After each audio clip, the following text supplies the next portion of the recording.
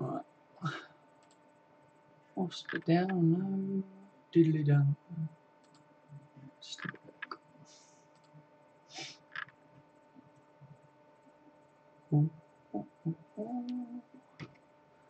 Get straight up and running.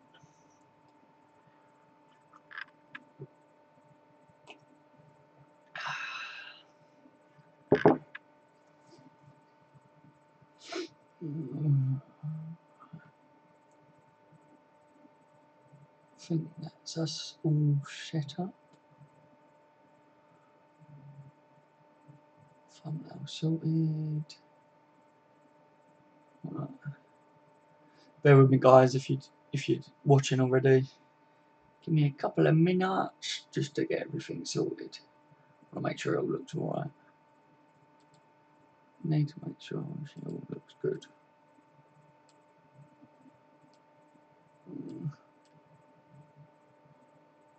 That might look a bit better. 1 minute. The party is started because LSM is here.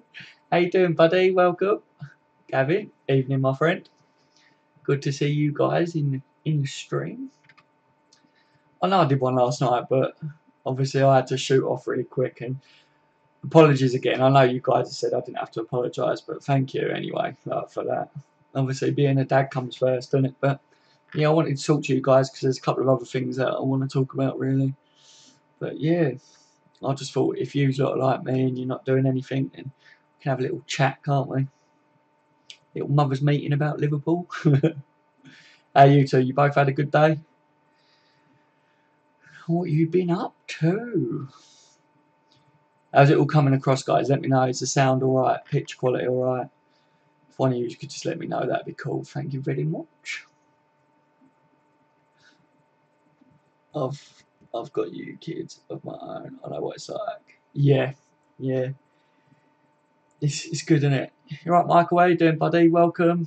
This is LFC. Welcome, my friend.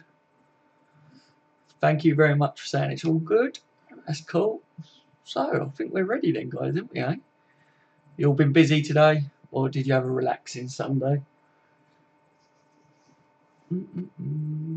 It was late yesterday and I had to go to bed anyway. School is starting this week again. Oh, mate, gutting. I remember those days. Seems like a long time ago, but I do remember them, mate. Would you continue with the same starting lineup we set up to play against Arsenal? Oh, play Arsenal against City. You right, Ash, mate? How you doing? Yeah, I think I would actually, mate. As long as everyone's fit and that, I can't see why you'd change a winning formula. Do you know what I mean? In my opinion, anyway. But I think we see like Chamberlain and that maybe get like 10 minutes at the end or something. I don't know. Gavin did fuck all. You're right, Michael. How you doing, buddy? Come on the pool. Yeah, I went out for a bit, didn't I? If any of you watched my video earlier, there was like a Jamaican festival, food festival thing, and we got like this big park just around the corner. And yeah, it was for kids really, and for like all of us to go and stuff our fat guts. And yeah, I did that, boys. I had a few ciders as well. I think I was slurring my speech in that video I did earlier. I watched it back and I was like, oh shit. I want to see Robertson start. Give him a go against the big boys. Yeah, I want to see how he plays against big boys. I've been impressed with him so far, mate. I think we will see him start to play a bit more. But if Moreno's doing well, do you know what I mean? Then I don't know. I don't know who I prefer out of them two. I think they're both really similar, aren't they? Who would you guys prefer out of Moreno and Robertson? Obviously, we ain't seen much of Robertson yet, have we? And Moreno's kind of just come back after being a bit of a dickhead for a while, hasn't he? So yeah, I think having both of them fighting for it, you're going to get both of them are going to play out their socks if they get a game because they're going to want to stay in the starting 11, aren't they? Not too bad, thank you. Good, Michael. Nice to hear it, mate. It's all good. Who would put Coutinho back into the team just to piss him off? Yeah, can you imagine? Just, right, you're starting, son. We're putting you in goal, all right? You just sit on the line and just do your Brazilian magic. I would. Robertson scored a great goal for Scotland. Yeah, I saw that. That was a very composed finish, wasn't it? It wasn't like he like laced it. It was that was a good goal, man. That's an expert finish. Like I say, he's good attacking wise, isn't he? It's just at the moment we ain't seen enough of him to see whether he's better defending than Moreno, have we? But oh, and by the way, guys, I did watch what's his name? Oh, what's his name? Young Woodburn. I watched his goal in the end last night when I went to bed and I got the boy off. I did manage to watch it. What a fucking hit, son! I couldn't believe it, lads. That was a strike, wasn't it? He's definitely got a massive future, that lad. And I saw a lot of comments as well where people were saying that was very like Coutinho.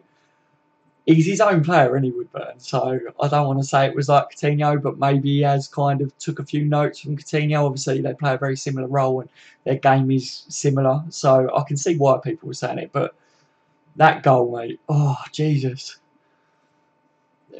What a cracking goal. It was Michael, wasn't it, mate? Ridiculous. Absolutely ridiculous. I couldn't believe it. I know you guys were saying it was a good goal, but literally, I got the boys settled, put it on. So I'll have a little look at this. It's obviously going to be a good goal because my subscribers have said so. And then all of a sudden, I saw him, even the control. It weren't just the goal, it was the control. He'd just come on the pitch, didn't he? Yeah, that lad is going places, isn't he? Hopefully, we keep him now down to Liverpool, I think. Right, where was we? Michael put Coutinho has really pissed me off. He should apologise for his disgraceful behaviour. Yeah, that's my views as well, mate. I've said time and time again, I want to see a public statement from him. And people disagree with that. People are going, no. It's not like they're making excuses for him, but I feel like a lot of people, where they really love him and adore him and they're scared to say a bad word about him because they're such big fans of his. Don't get me wrong, like I said, I am a big fan, but yeah, I think personally the fans are owed an explanation. Even if he doesn't apologise, if it wasn't him that was forcing the move, I at least want him to come out and say it wasn't all me, it was this. And Klopp said today, didn't he? That, do you know, I said to you that he was going to be in the team this year, and Klopp was happy with the situation there. Klopp said that don't read everything or don't believe everything you read in the media and see on the TV and stuff. So I don't know. Klopp's very good at isn't he, at keeping people happy, and maybe that was a statement to try and keep the fans happy and keep us off of Coutinho's back. But I don't really know. I just want to see that statement. So yeah, I agree with you, Michael. Absolutely. Bale played for Southampton. Bale to Liverpool confirmed. Yeah, that would be a dream, wouldn't it? I'd take Bale all day long, mate. Quality player. When he was at Tottenham, he single-handedly was playing off it. Tottenham was Bale, weren't they, when he was at them? They've done really well since. I think since Bale went, they've done well to make it more about a team. And Pochettino, a few of us have spoke about on the channel, and he's a good manager. So yeah, but I'd definitely take Bale, mate.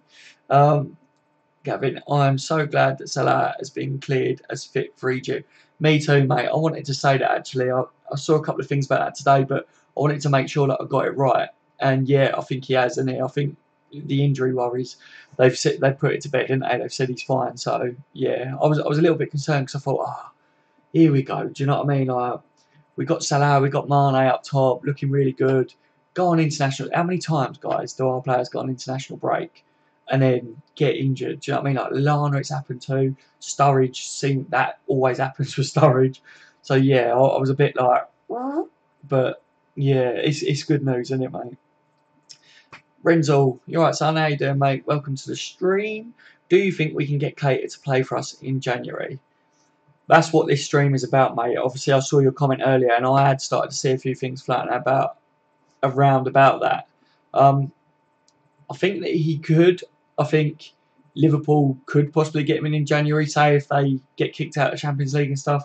But I'm not too sure that we would, mate. I think Liverpool don't really want to tarnish their reputation more, if you know what I mean, like with the Virgil van Dijk stuff, and there's been other stuff, isn't there? Like we had a youth ban and things like that. I think, like I've been saying recently, I think our owners really want to push us on now and make strides, and I think their advisors weren't very good in the past, and I think now they've got the right sort of people in, and they're being advised by the right sort of people. So I think personally, we're probably just waiting until next summer.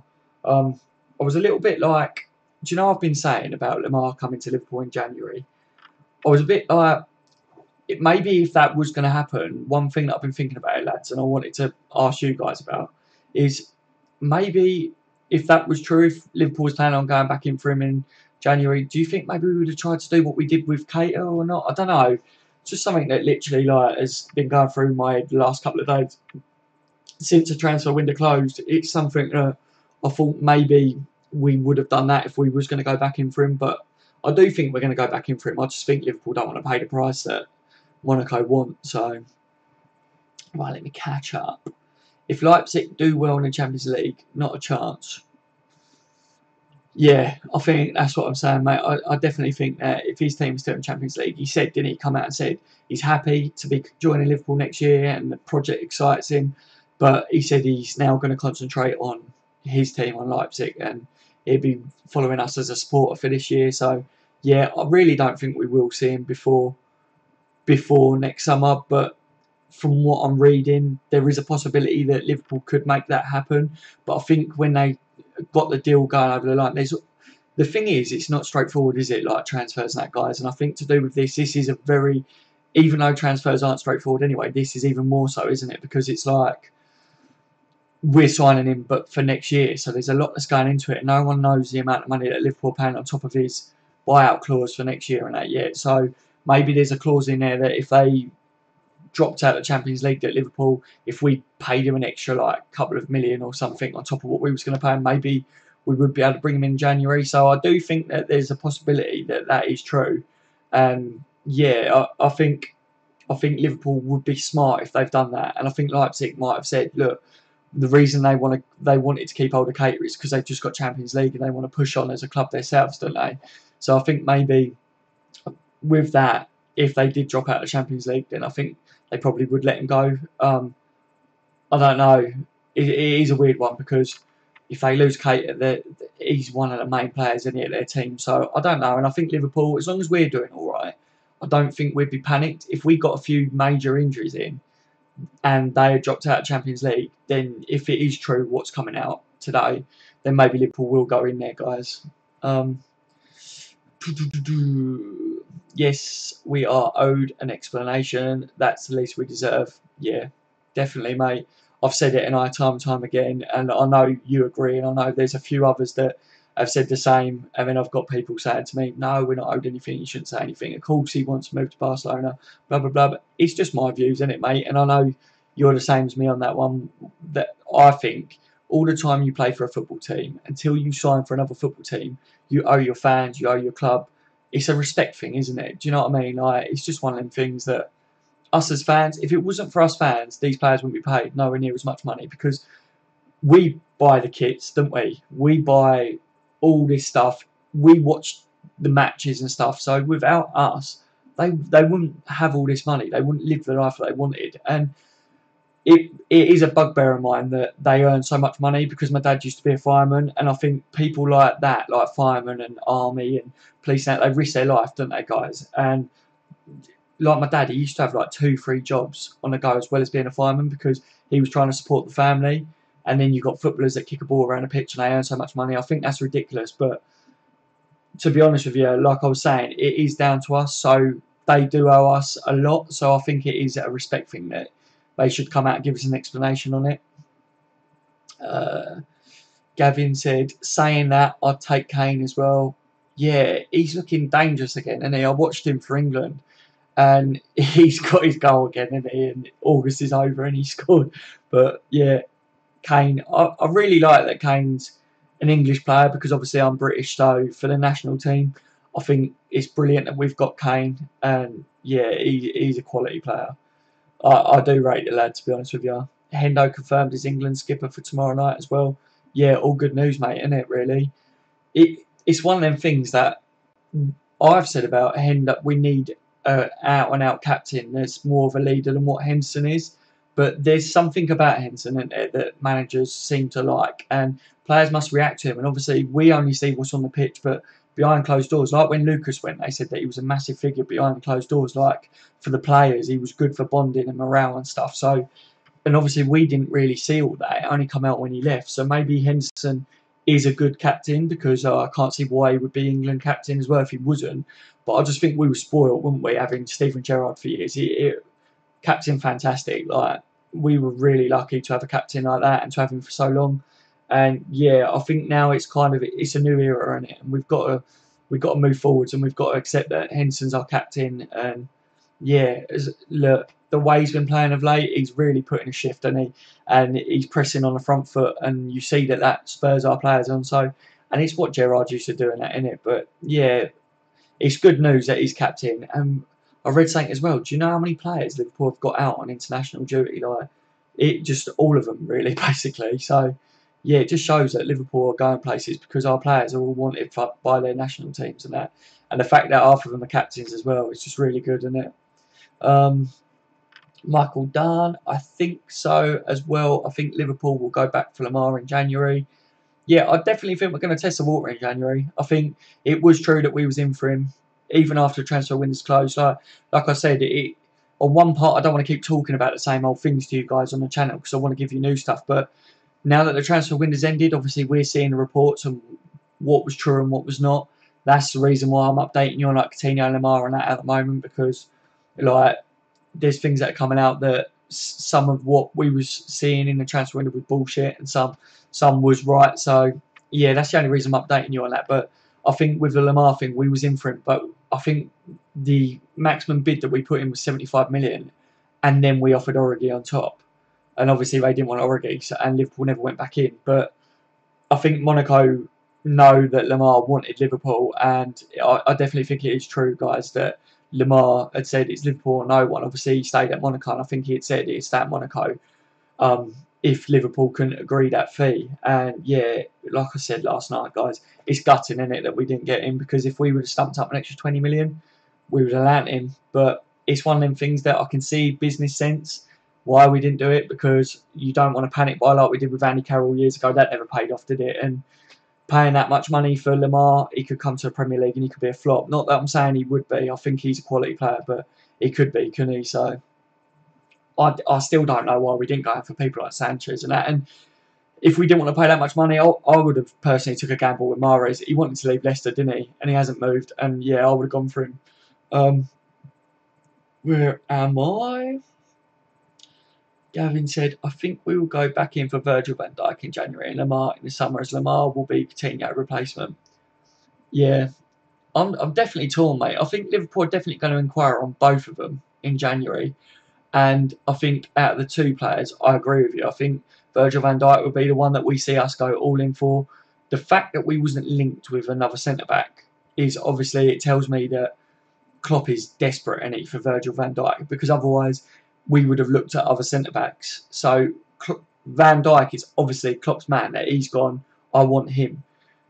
I think from things that I've seen since Klopp's been in, Klopp does get like a final say on it, but some of the signings that we have are like the Liverpool transfer committee, like their suggestions to Klopp, and then Klopp's gone, yeah, okay, he looked all right, I'll have a shot with him.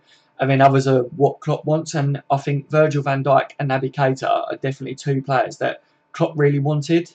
I think those two were two names that Klopp was like, right, these are the two that I want. He spoke highly of Chamberlain, didn't he?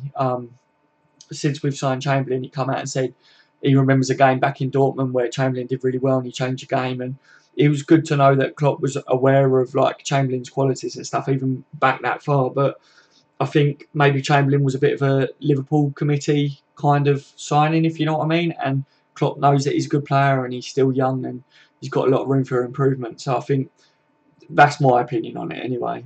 But yeah, I definitely think Van Dijk is going to be our main push. Lamar, I think we will test the waters, but if Monaco come out right and say at least 100 million, I don't know whether we're pushed for him in January. I think that will be a summer one, like you say, mate, if we're going to spend big like that. But we have got the funds there, so who knows? If Lamar wants to move, Liverpool might go all in for him as well. LSM said, we have many options for the midfield now. Yeah, we do, mate. Yeah. I think it's good, isn't it, to have that many options.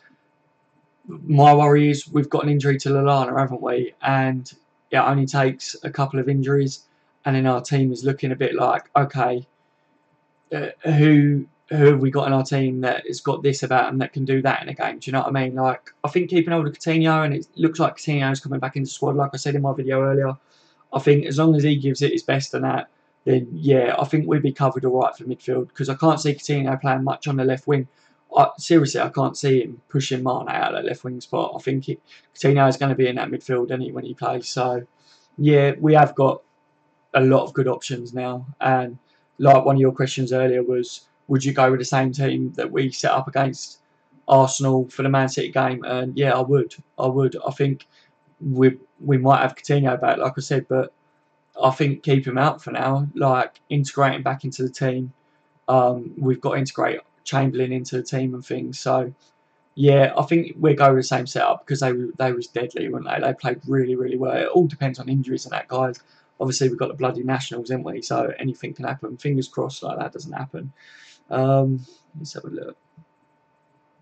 Got to scroll up here a sec, guys, to keep up. Gavin said, to be honest, I don't want Keita in January, as he cup tied for the Champions League. Yeah, that's the thing, innit? That's one of the reasons why I think that we won't. I think we'll just stick with getting him in the summer. It's because, like you say, he's cup tied, and I really do think that FSG want Liverpool to do things right when it comes to transfers. Now, I think, like I say, that was ill-advised, and it was a bit of a shambles, wasn't it? We've had a bit, for a while now, Liverpool been a bit of a shambles when it comes to transfer windows and that, and we've missed out on massive signings. And I think, like I say, with them wanting to take the club forwards, I think that's one of the key areas that FSG want to now get right. So yeah, I honestly, I think he'll stay with them until next summer, and we're getting when we were told. But yeah, from reports, it looks like there's an option there, but I just think maybe we just wait on that one unless we're desperate. LSM said, do you guys feel Ox would be able to fill the role of creative midfielder? Yes, mate. My opinion is, yeah, I'd like to know what you other guys think on it. I think with Klopp, I think Klopp can really get the best out of Chamberlain, and I think that Chamberlain hasn't really been given a chance, has he, really, in that midfield role? He's played a few games, and from the clips that I've seen, he looks like he could have something about him for us in midfield. What I like about Chamberlain is he's very direct and he's powerful. I think he reminds me of Jordan Ibe, but a better version. I think Jordan Ibe used to get the ball and drive, didn't he? But Chamberlain's the same as Ibe for me, in the sense that he's got to know when to release the ball. Something that we're really good at when we counter-attack is our players are really quick at releasing the ball and getting the passes going and getting the motion going. And that's what Klopp will be working on Chamberlain with when he first starts training with us. I think if Chamberlain was sitting on the edge of our box and we won that ball, got it to Chamberlain, he's got the pace, the power, and the skill to really boost Liverpool up the pitch. But he's then got to have that final pass, and I think he's got a cracking shot on him. Even with his weak foot, he's got a good shot. So I think he'd be good at finishing when he gets in the areas, but it is the final ball that I think he's got to work on, and just knowing when to make the right decisions, if you know what I mean. And I think that will be a main thing that Klopp will work on for me. And seriously, I think he'd be a really good creative midfielder for us. But I think he'd be more of a box-to-box midfielder, because Klopp likes box-to-box midfielders, doesn't he? We haven't been linked with any holding midfielders, really. It's like the Keita thing. He's a box-to-box midfielder. He can play holding, he can play attack. And you look at Chamberlain. Chamberlain's been playing really well at right-back for Arsenal, and that's why Chelsea wanted him, because they want him at right-back, apparently. So yeah, he can defend as well, and he's very good at high pressure, isn't he, and high pressing. So he's definitely got the skill set to be an asset to us in midfield. I don't know who he'd take out of midfield at the moment, though, guys. Say if Lallana comes back in, I really don't know who he'd replace at the moment. Until we see him have a game for us and he's fully learnt Liverpool's way, I don't think he does take any of them out of the starting 11, if you know what I mean. But then maybe if we lose Emre Can next year, obviously there's a lot of rumours coming out still about Can going to Juventus, so maybe he's our replacement for him. But then we've got Naby Keita next year, so it's really hard, because I think when Keita comes in, he's straight in that starting 11, because I said I really do think he's a Klopp signing. I think Klopp wants him desperately. Let's have a look. Michael Dunn, no player is bigger than the club. Phil should realise that. Yes, mate. Yeah. I think a lot of players need to realise that, and I think one thing I noticed from this transfer window, and you guys would have noticed it as well, is that the club started to take the power back, wasn't it? Like, a lot of players didn't get their moves that they wanted, like Sanchez at Arsenal. Mahrez didn't move from Leicester, did he? And I mean, this is across the board as well. There's so many players that wanted to move away from their team, and they didn't get it. And now going into a transfer window, and at the beginning of the transfer window, there was all this talk, wasn't there, that players have all the power these days. And I think you've got to respect the clubs this transfer window, because a lot of them stood their ground, and it embarrassed teams like Chelsea and Barcelona and that, really, didn't it? Because they normally they would have signed all their targets, wouldn't they? But they didn't, because clubs just stood firm. And yeah, that's a really good thing for the future of football. So yeah, I definitely think that players need to learn that if you sign a contract, that contract's got to start to mean something, because otherwise, get rid of contracts and just do like a rolling contract, like a yearly rolling contract. Otherwise, what's the point in signing a 5-year contract? There's no point, is there, guys? If they're just going to break it, it's a little bit stupid. Gavin put, I completely agree. My mum is a nurse. Yeah, so you're the same as me on your views with the pay and that, then, mate. It's ridiculous. Like nurses, doctors, like firemen, anyone public service and that related, they work their bollocks off, don't they? Let's face it. They don't earn enough money, not in my opinion. Like, you'll know, your mum should be absolutely knackered after a shift at work. They work really hard and they don't get the recognition, and it's really annoying for me, because then you've got these football players like throwing little paddies and saying, I'm not going to do this, I'm not going to kick a ball, and then like Coutinho, I don't know whether it was this, but Coutinho crying because of all this situation. There's people out there that are in a lot worse of a situation in life. Like, you look at all this stuff that's going on with people losing family members and that, and terror attacks and all that over the world. It really is ridiculous when you see how they act. It's I don't know. It makes me sick, really, guys. Like how some football players react to that, and I think they need to be brought back down to the world a little bit. Do you know what I mean? They need bringing down a peg or two. To be honest with you, it's getting a little bit too out of hand, isn't it? The money and that's in it, and yeah, I just think there's a lot more people out there that deserve more recognition and pay than football players, but it is what it is, isn't it, guys? You can't change it. I don't think it will change. I just think it's going to get worse over the next few years. Henderson isn't one to scream and shout. He leads by example. Yeah. Like I say, he leads on the front foot, doesn't he, really? I see Henderson does a little bit of pointing in that, doesn't he? And in one of my videos before on the channel, I said about, like, there's too many players in Liverpool's like defence, like Lovren and that you see, they do all this crap, don't they? You see them pointing all like that and everything, but they're not really doing much vocal commanding, and it's something that we've missed since having like Jamie Carragher, Steven Gerrard, Sammy Hoopier, like, you know what I mean, like real commanders of the team, and we do lack that in the squad. And I think, like you say, Henderson's not vocal, but I definitely think he does. He gives it his all, doesn't he, every game, and that's what you need in the captain, and other players react to it, don't they? So, like I say, we were just lucky with Gerrard. He was good vocally as well as doing it on the pitch as well, wasn't he? Like Istanbul, he gets the winning header and things like that. And yeah, like the first goal was his header and stuff. And then you see how he drove the team on, he drove the fans on. Henderson's just a different captain, isn't he, to Gerrard? And I think too many people compare Henderson to Gerrard, and I think we're going to do that for a long time, guys, because it's raw, isn't it? Since we lost Gerrard, it wasn't that long ago, really. So. LSM, I think what makes Henderson a good captain is that he gives 100% on the pitch. Yeah, definitely, Michael. Yeah, that's pretty much what I just said, wasn't it?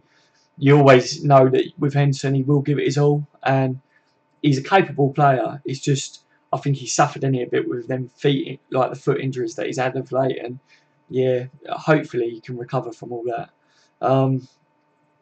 T.E. Nolan, welcome, mate. How are you doing? Welcome to the stream. Are there no other centre-backs out there, really? Yeah, I think this is the thing, mate. I think it's not just that we need Van Dijk, is it? It's that we could have done with another centre-back. And I think a lot of Liverpool supporters are very like, oh, we needed Van Dijk. And I am one of them. I think Van Dijk would have been good. I've got my worries and concerns about Van Dijk because I feel like he did have a big injury and was out for a long time, and we haven't really seen much of him. So it's a lot of money to spend on a player that you don't know. Yes, he's got the ability and the qualities from what we've seen, but he could be a massive flop, couldn't he? So I do think that we should be going in for other centre-backs. I mean, what's that bloke's name? Koulibaly, is it, or whatever? The big lad. Who's he play for? Can't remember. If one of you guys remember who he plays for, I think it's in the Italian league, isn't it? Let me know in the comment section who he plays for. But he's got pace and he's a big lad and powerful, and I think that's what Liverpool need. It's not so much that we need a name, we need someone that can play that high line defensively. Like I keep saying, in my opinion, it is down to the tactics, and we need defenders that can play our tactics. And we should scrap zonal marking. Like a few of us were talking about it last night. So yeah, there's definitely other centre backs out there, mate. But the fact that we was only linked with Van Dijk, obviously Liverpool are trying to keep a lot behind closed doors now because of the transfer crap that went on with Virgil van Dijk. But I definitely think that that's what makes me think that the Virgil van Dijk thing is a Klopp signing, because it's like he says, it's him or no one, isn't it, really? And Klopp's come out a few times and said he's not worried about the defence. So I don't know what to make of it, mate. I think we should have got another centre-back in. If we couldn't get Virgil, I think we should have got one that is a good defender and then gone back in for Virgil van Dijk. Obviously, we sold Sacco, didn't we? So you can't tell me that we couldn't have replaced Sacco with another defender or whatever. So, Isatus, welcome to the stream, mate. How you doing, buddy? What about the centre-back from Argentina? I think he plays in Spain. What one's that, mate? Centre-back from Argentina. I think he plays in Spain. Yeah, if you can think of his name, let me know. I'm not too good with certain players and that. But there's a lot of centre-backs out there, isn't there? And to be honest with you, I look at Tottenham and their centre-backs, and I'm gutted, really, because we were linked with pretty much every single one of their defenders, like, that they've got. And they've got a good defence, haven't they, really? So Liverpool could have got good defenders over the years, and I think we've had a lot of problems over the last few years, and it needs addressing now, doesn't it, guys? I think we haven't addressed it this transfer window, so by next summer, I think we've got enough attacking players. I think we really need to sort out the defence, and I think if they don't improve, the players that Klopp stuck with this year, if we don't see an improvement, Klopp needs to really address that. LSM, if Chan doesn't extend his contract before January, try and sell him. Yeah, well, the thing is, in January, he can have an agreement, can't he, with another club. When it comes to January, if you've got 6 months left or whatever, you can sign a pre-joining agreement, like contract, with a club. And this is what's coming out at the moment about Juventus and stuff with him. And yeah, I'm a little bit worried about that one, guys, because I do rate Emre Can, but on the other hand, it's another one of them, and if he doesn't want to play for Liverpool, then thanks for what you've done and enjoy your future. I'm gutted, because I think Chan's got a big future ahead of him, and I think if he goes to Juventus or whatever, he'll do really well. So I'd love to see him sign that contract extension, but the fact that he hasn't yet, apparently it's not to do with money, but then what is it to do with? Do you know what I mean? Like, it's a bit of a silly one, isn't it? My thoughts was that Chan maybe had been told, or maybe he was asking Klopp where his future lied, because he was aware that we was after people like Keita.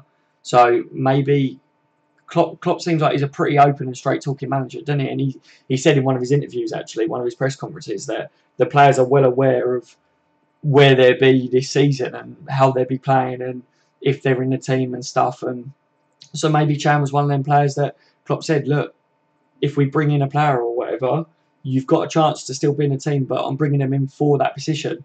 So we don't know. We don't know what's going on behind closed doors, but I really don't want to see him go. But come January, mate, I think he could sign that agreement. So really, if we was going to sell him, it should have been in this transfer window. So I think Liverpool are probably hoping that they can get him to sign another contract, but I don't know whether that will happen now. If you can get Lamar as well, that would be all right. Yeah, I think we all want Lamar, don't we? But it's not the be all and end all if we don't get him. I think we're really good, aren't we, with attacking players? And who knows if that's true, what come out earlier in the video that I did earlier, guys, about Liverpool saying to Coutinho, look, we're not even going to promise you that you can go next year. Coutinho might end up staying at Liverpool. If we do really well this year and Coutinho can see it and Barcelona don't come back in for him, maybe Coutinho will be unhappy with the whole situation and stuff and might not want to go to Barcelona in the end. So we could end up keeping him yet. And do you really need Lamar and Coutinho? Of course we'd like that, but do you need it? I'm not too sure, guys. I don't know. As long as I think our main thing next year is keeping hold of Mane. If it was sign Lamar or keep Mane, I'd keep Mane, guys. I'd like to know what you guys think on that.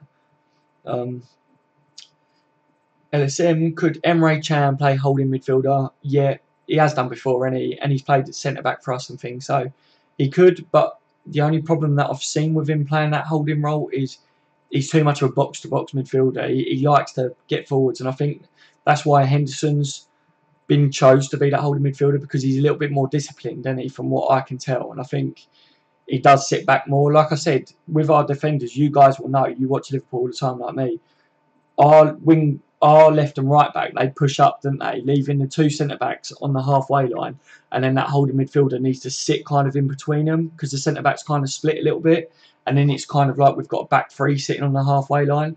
But I think Chan will leave us too exposed sometimes, and I think when Henson first come back from injury, one of the reasons he wasn't doing so well is because he wasn't in the right position. But since he started playing better, it's because he's sitting and holding that role more. So yeah, it is a really important position to play for Liverpool. I've seen that Klopp said that left and right back is a massive position for the club because they spend most of the time on the ball and they're really key. But I also think that holding midfielder is key as well. So it's one of the reasons why I think we're in for Keita, because I think Keita will come in and probably play that role. But I'm a little bit too worried that Keita will push on too much like Chan. So maybe we stick with Henson in the holding role, and Keita will be one of the centre mids that push on, you know. This is LFC. Oh, we need to pay Chan whatever he wants. Chan, Keita and Coutinho in midfield is too good. It does look a little bit naughty, doesn't it, that, to be honest. But then saying that, mate, once we've got Keita in next year, even if you've got Coutinho and Chan, I think all of us, if they play like they did against Arsenal, all of them look really good. I mean, if you guys have probably seen some of the pundits talking about the transfer window and Chamberlain signing for Liverpool, and a lot of them are saying the same. Who does Chamberlain take out of Liverpool's starting 11? He's not better than any of our starting 11 at the moment, like the midfielders. So that just goes to show that finally, I think Liverpool players are starting to get the recognition that they deserve. It's one of the things that some of you guys won't play FIFA and things, but I like to dabble on FIFA and that. I know some of you other guys do as well. And it is a bugbear of mine that every year when FIFA comes out, the Liverpool players are so low rated compared to what I think they deserve to be. And it's the same. I always have this feeling that when you watch the games and Liverpool smash a team like we did against Arsenal, all they talk about after the game is how poor the other team was. Oh, Arsenal was shit. And I said it in one of my videos, guys. Do they ever not think that maybe the other team was so shit because Liverpool just don't let them play their way and that we made them look like that? I really do think when Liverpool are on their day and they're playing their best, we make other teams look terrible because we're that good. It's one of Klopp's things, isn't it? Heavy metal football. We pretty much starve the other team of possession and they can't get in their rhythm and they can't play. And it's something that I noticed after the Arsenal games. The Liverpool players said we didn't let that. We played in their areas that they like to play their passing. So Liverpool basically blocked their passing zones that Arsenal obviously like to use. And it worked, guys. We starved them. They couldn't get rhythm. Everyone said they were shit. But I think if you're playing against a team that every time you receive the ball, someone's jumping all over you, you're going to get tired, guys. If you're in a boxing fight and the other boxer is just too good and keeps pummeling you, you're going to get knackered, and you're going to throw in the towel. Do you know what I mean? And I think that's what Liverpool do to teams, and we don't get enough recognition. And it's really annoying, isn't it? I think you guys are probably the same as me with that one. It is annoying. LSM, yeah, I heard he earns as much as Clavan. Who earns as much as Clavan, mate? Is it Chan? Are you on about Chan earns as much as Clavan? Not too sure with that one, mate. Let me know. Exactly, Chan has been underrated for a while. Yeah, he has, mate. I think a lot of our players have, to be fair. I think they should all get more recognition, like I was just saying. Keita in January would be good, for sure. Just because he can't play Champions League doesn't mean he can't help in the Premier League. Yeah. Like I say, I think if we got some injuries, and it is true that we could get him in January, I think we would. And he definitely would help us, like with the Premier League and other cup games and that. But Champions League, obviously, we can't use him. But I think our starting 11 is good enough to play in the Champions League and that. So, yeah, I totally get what you're saying. I think it will happen only if Liverpool are desperate. If it is true that there is something to do with that. LSM exactly. Michael Dunn. I'm an Irish Pool fan and I hope to go to Anfield someday. It's quality at Anfield, mate. Yeah, Anfield's a brilliant place to go to.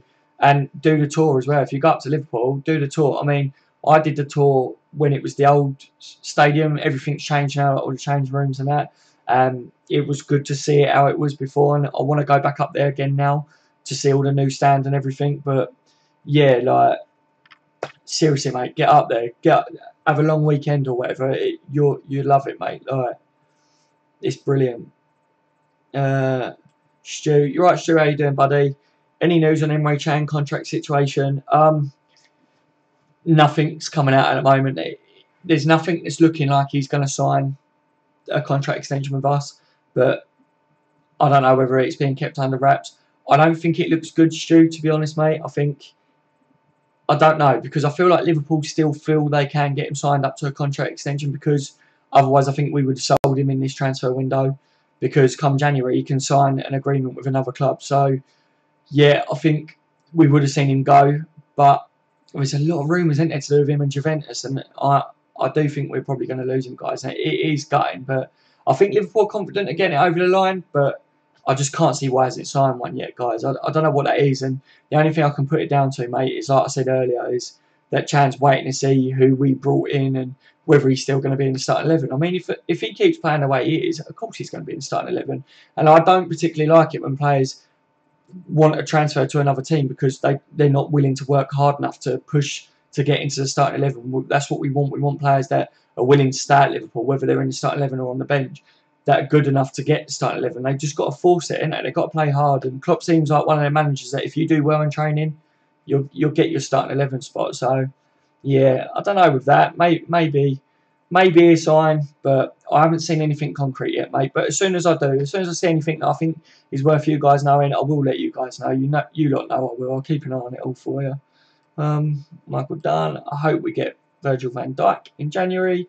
Yeah, we all do, bud. We all do. It's one of the main things that we want to happen, isn't it? But if we don't get him, then we need to see another centre back in January. Let's just see how we do up until January, innit? We can't change anything now, so let's see how our boys do at the moment. They got us in the Champions League, but yeah, I just think silly mistakes cost us like stupid points, don't they? Really. LSM Koulibaly plays for Napoli. That's it, buddy. That's it. Thank you. It was on the tip of my tongue, but yeah, he looks quality, man. But I heard he makes some mistakes. Yeah. I saw a few things where he could make mistakes, but again, it's one of them, innit, that I think every defender that plays at Liverpool are going to make mistakes at some point because of how Klopp plays and our tactics. But it's about someone that's got the pace to play the high line and the power as well.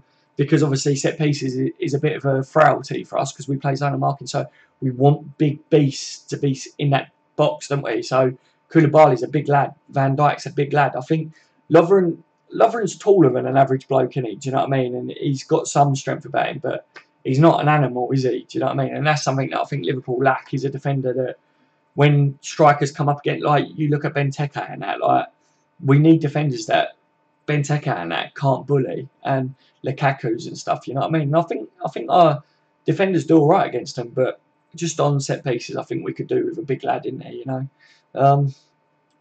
Gavin said, get Carragher to get his boots back on until January. Lol.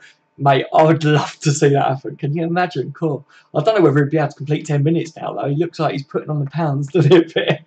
But, yeah. I don't know why we didn't get Carragher or one of our old defenders, like, to come back, like Sammy Hooper. I'd be a defensive coach, man. Like, I just think you can't beat old-fashioned defending. There was no nonsense, weren't they, them boys? And I think teams are lacking that these days. Even like your Van Dijks and stuff, they're not no nonsense, are they? Do you know what I mean? It's like they're a little bit scared compared to the old fashioned lads, aren't they? So I don't know. One of the things that I like about Gerrard being at Liverpool and coaching the young lads is he said his teams are going to be very physical, and I like that because that means that the young lads coming up through the system and being integrated into our main team, they'll be able to handle themselves, and that's something that I think is a good move by Liverpool, having Gerrard like that. And for the future of Liverpool, obviously Gerrard's going to be our captain one day. I can't see why he wouldn't be, and it looks good for us because I feel like a lot of teams lack that strength and aggression like the old boys used to have. And to be honest with you, it don't help, does it, with the way football's gone, with the referees blowing a whistle over every silly little thing. Bloody hell, like I remember in the old days where players would two-footed tackle people and they'd go head over heels and the ref would just wave play on, you know what I mean? Like, unless they broke a leg, it'd carry on. But, yeah, it's getting silly, isn't it, really? One day, one of our players would take a ball off the other player really cleanly, literally just step on the ball, and it would be a foul, wouldn't it, you know? Michael Dunn, we need a decent centre-back. Lovren and Moreno don't do it for me. I think they were to blame for the goals against Hoffenheim. Yeah. One thing that I thought about that, Michael, and I touched on it before in the video, I personally think that if you play Lovren, you can't play Moreno. I think when they're both on the pitch at the same time, I don't think they link up well. I think that's where mistakes happen a lot. And I want to know if you guys have seen that as well, like yourselves. But I think if Lovren plays, I'd put Robertson in there. And obviously James Milner can play at left back. But yeah, when Clavan plays, I'm happy to see Moreno at left back because I think Clavan covered Moreno quite well when they played that game together. So it's maybe something to look at. It is all about who links with who on the pitch, isn't it? And you could have a world-class player on the bench. Like Van Dijk could come in, guys, and he might not even pair up with Matip, might not do well. He probably will because he's a quality player and world-class players can play with world-class players. But obviously there's different partnerships that go on all over the pitch, and I think Moreno and Lovren just don't gel, in my opinion.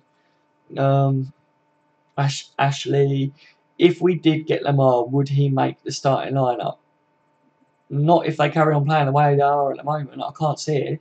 He definitely ain't taking Mane out of that spot, is he, on the left wing, which is his predominant role. And then the other positions that he can play is on the right wing or behind the striker or in centre midfield, apparently.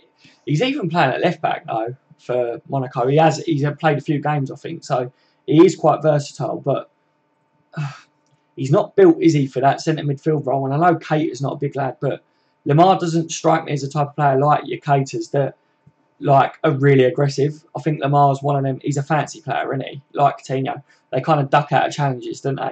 And in the middle of the park, the Premier League, you need someone that gets stuck in. And that's why Keita will be a good fit. But I think I can't see Lamar getting a starting 11 for us unless it is a squad rotation thing.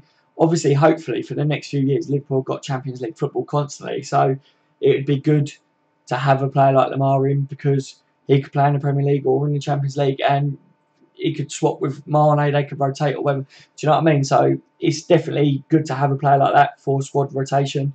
The best teams like Real Madrid now, they've got shit hot players on the bench, haven't they, that they can bring on, and that's something that Liverpool need and we have lacked over the years. This is LFC. Mane will stay after persuading Keita to come, in my opinion.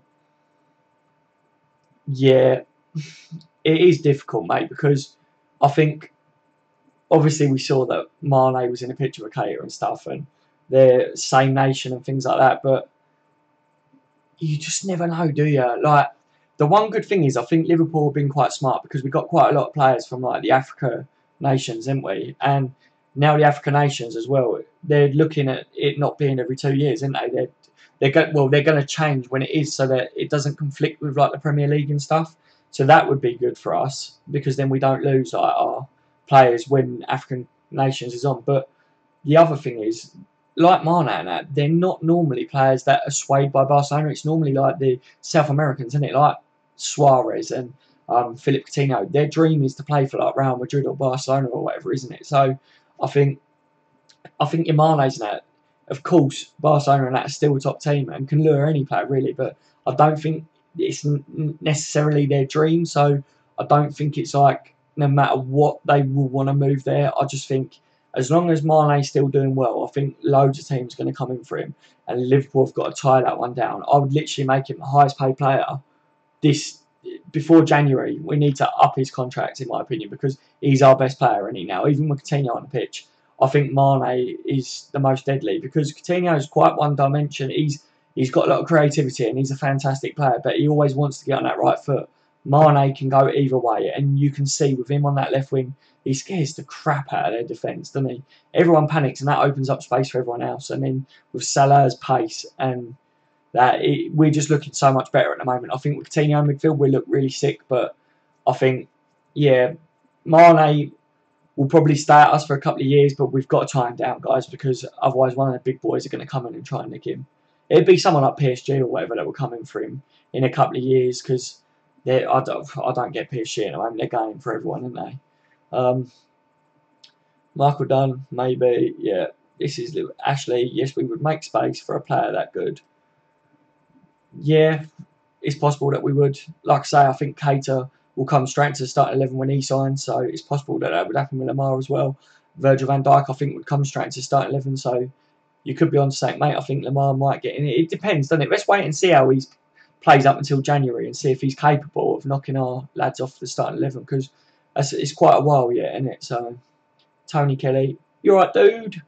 Glad to see you streaming again now, mate. And if that was the case, we would have to give Red Bull like another 40 or 50 million to let one of their best players go. Yeah, that's it, innit, mate? That's the worst thing, isn't it, at the moment with transfers and that. Money talks and everyone's getting greedy.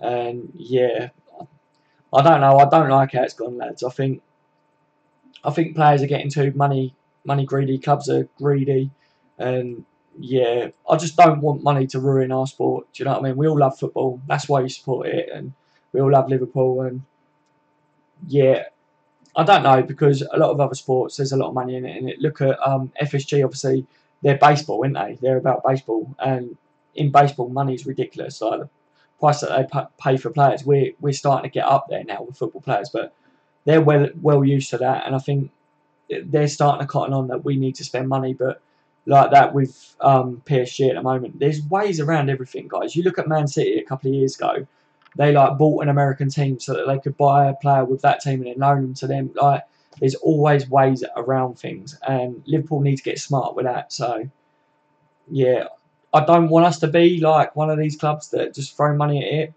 but we need to compete, don't we? We should be back up the top where we belong, guys. And the reason we're not up there is because of these clubs that have got shitloads of money and they're not agreeing to FIFA fair play. They're just throwing money at everyone. And it makes me laugh when other fans are like, oh, Liverpool, you're always on about your history and all that. Yeah, but Liverpool were the best team in the world before all this money shit come around. Do you know what I mean? Like, it's not just about football, is it, guys? It was about our managers. It was about the fans. That's what made us the best fucking team in the world, wasn't it? It was the whole package. It wasn't just like the team. Do you know what I mean? Like the all round thing. If any of you guys have watched any of the documentaries from Liverpool's history and stuff, and I got brought up watching all that and watching all the greats and everything, and yeah, like it's been too long since Liverpool's been back there, and the only way we're going to get back there, and I hate it, but it's money, isn't it, guys? Mane needs to get an 8-year contract. Yeah, but like I say, contracts don't mean shit, do they really now? I think the clubs are starting to make a stance. Like I said, they are really like trying to pull the power back, but I think what you'll see is like rolling contracts coming on, like how businesses do these days, isn't it? You look, most of the jobs these days, like your Tesco's and all that, when they hire people and that, they only do 6-month rolling contracts, a lot of them now, because then they can get rid of people when they want and stuff. And yeah, I think that's not going to benefit the clubs, but that's what the agents are going to try and push. And yeah, I think unless you're going to make a contract mean something, then if it's an 8-year, 5-year, 4-year, it doesn't make a difference, does it? If the lad wants to go and they force it, then that's what's going to happen. But it shouldn't be the case. I think if we had a player on a 5-year contract, they should be at us for 5 years unless we decide that they move. Mane is world class. He has been our star player so far. I would have him on any team. Yeah, and I think every team out there would take Mane right now, to be honest with you. I'm looking forward to getting Liverpool on FIFA and setting up Mane and Salah and out on Ultimate Team. Absolute quality. Is Keita not wearing Stevie G's old number? Yeah, apparently he requested it.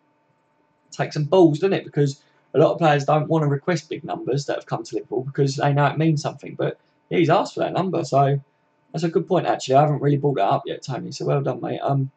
Yeah, apparently so. And I think that just shows that he's got big cojones, isn't he, really? So hopefully he's half as good as a player as what Steven Gerrard was for us over the years. I think, like with the Keitas and that, I think Liverpool are now trying to get players in just before they're hitting their prime. So it looks good. The future looks good, and I'm happy.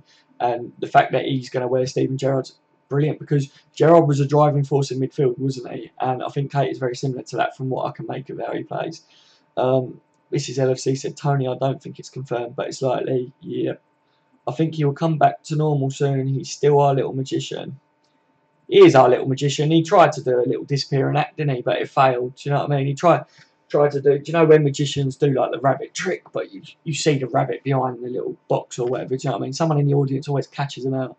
And yeah, I think we caught him, didn't we, guys? We tried. He tried to do a runner, but he couldn't. I'm all happy if he comes back and gets his head down, plays football. Then so be it. Like I say, I don't know the lad personally. He don't owe me nothing personally, but I think he owes the club and the fans, in my opinion. So yeah, just come back and get your head down, play football in it, and all will be good. Well, what's this? Right, I've got to read these comments quick, guys.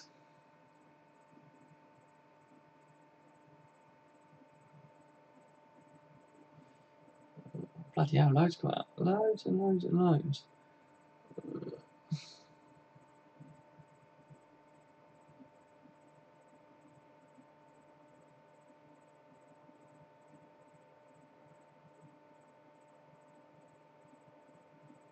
Cool, bloody hell. Sorry, guys. I'm literally having to scroll right up. It jumped. I didn't realise I was so behind in the comments, so I apologise, guys. Yeah.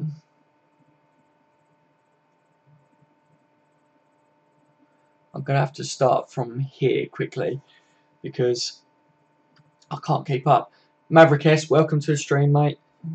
Can't get Keita in Jan, as even though he might be out of Champions League, Leipzig need him to ensure they finish in Champions League position again this season. Yeah, they're not going to want to let him go, are they? I think, like I say, I don't know how true it is, but I think we'd only go back in for him if we was desperate anyway for like January. Otherwise, I think it's just going to be a deal next summer, and it like what's come out. I think he's only going to come next summer. To be honest with you, I think that suits everyone all round. Obviously, of course, us guys would like to see him come in earlier, but yeah, if he comes next summer, brilliant. I'm still happy with that. So, Tony Kelly, Matip and Grich are both underrated. Yeah, I think Grich has got a big future. I think he's got to work really strongly on his defending side of the game because he's good attackively, but he looks like he slows up the play a bit too much. It's good to see he's got composure, but he's definitely got to sort out his lunging tackles, isn't he? Because he looks like he's a little bit reckless sometimes. Matip is very underrated. Matip's been underrated all of his career, mate. I think even in Germany, he was touted as one of the best defenders in the league, but he didn't get the recognition out of their league, if you know what I mean. Like, but yeah, he's quality, isn't he? What do you think of Markovic given another chance to play for us? I don't think he will be, to be honest with you, mate. I know he's now going to be in our squad and that for it, but he's playing a cup game. That's about it. I think Markovic is one of them that he fucked it, didn't he? He ruined his chance to play for Liverpool Football Club. He was one of these really highly sought after players. He's got the pace and everything, and he's got ability, isn't he? Do you know what I mean? I'm not saying he ain't got ability, but he just looks too lightweight in the Premier League. And I think if he went abroad, if he went to the Spanish League or something, he might do all right. But I think in the Premier League, I just don't think he's ever going to really shine, if you know what I mean. Michael Dunn, yes, it pisses me off that we don't get the recognition we deserve. It's about time we were shown. Rest will do. Yeah, we need recognition, mate. It is true. It's about time. Matt was massively underrated. He held the defence together last season.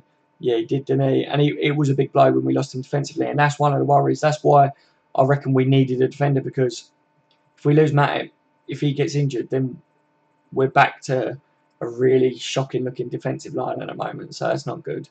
Gavin,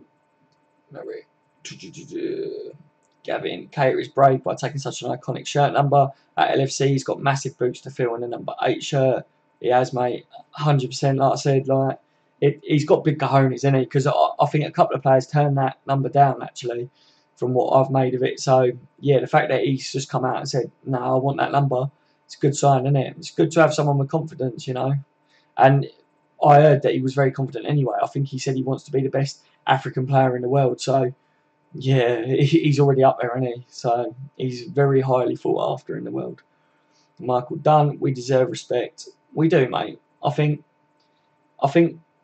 too many people take the piss out of Liverpool Football Club and take the piss out of our fans as well. And it, like this whole bullshit, every year Liverpool fans are like, oh, it's going to be our year and all that. Everyone likes to make a laugh and joke out of that, don't they? But to be honest with you, I think The only reason Liverpool fans like it's going to be our year is because Liverpool always seem to do well towards the end of the season. So we think, yeah, we're going to do good, and we get promised things, don't we? Like we see that we're going to do well in the transfer window, and it hasn't come off, has it really, up until now? So that's why we are the way we are. But yeah, we need that recognition that the team's starting to be a lot better than what they was, and we're moving in the right direction. I think FSG needs some recognition as well because they're part of why we are the way we are now. You know, I've been annoyed with them over certain things because, like I say, their overall net spend hasn't been great over the last few seasons. I don't think they're really putting in much money in that sense, but we ain't doing too bad, are we? Considering we ain't spent a lot of money, so it just shows clever management, like from Klopp and that. And yeah, I've seen an article where it said Emery wants to leave, maybe because he still thinks Juventus. I don't even think they are still interested.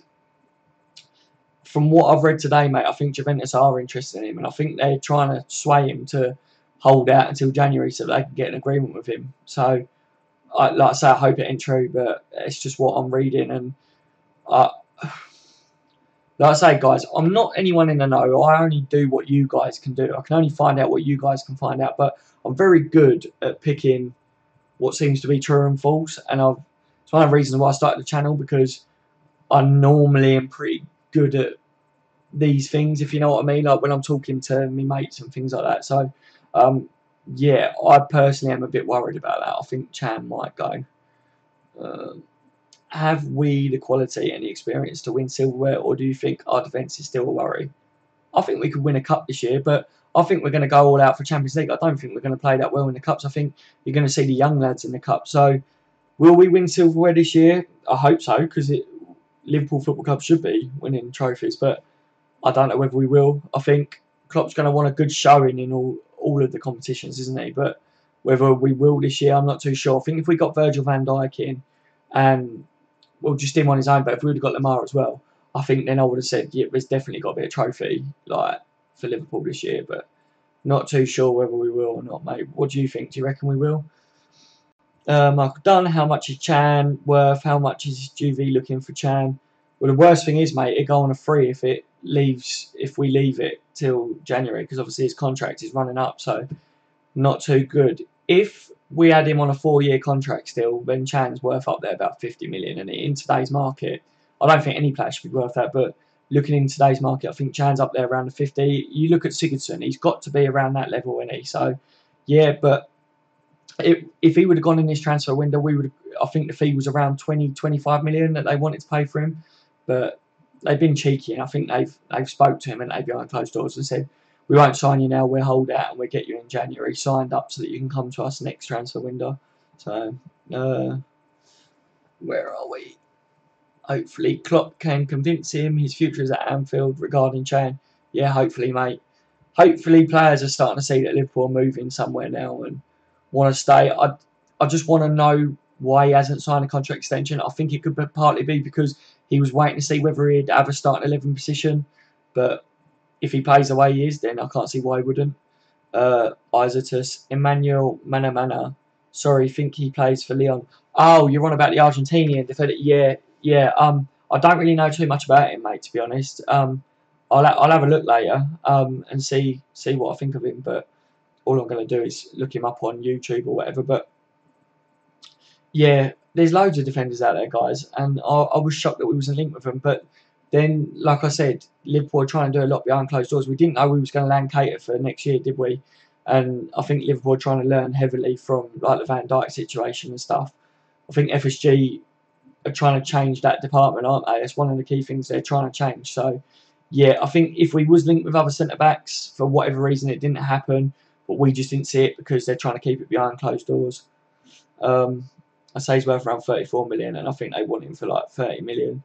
Yeah, but like I say, it go for nothing, mate, if it carries on the way it is. It's so mad how Lampard and Gerrard know each other. They took a quiz and nearly got everything right about each other. Like, yeah, I know.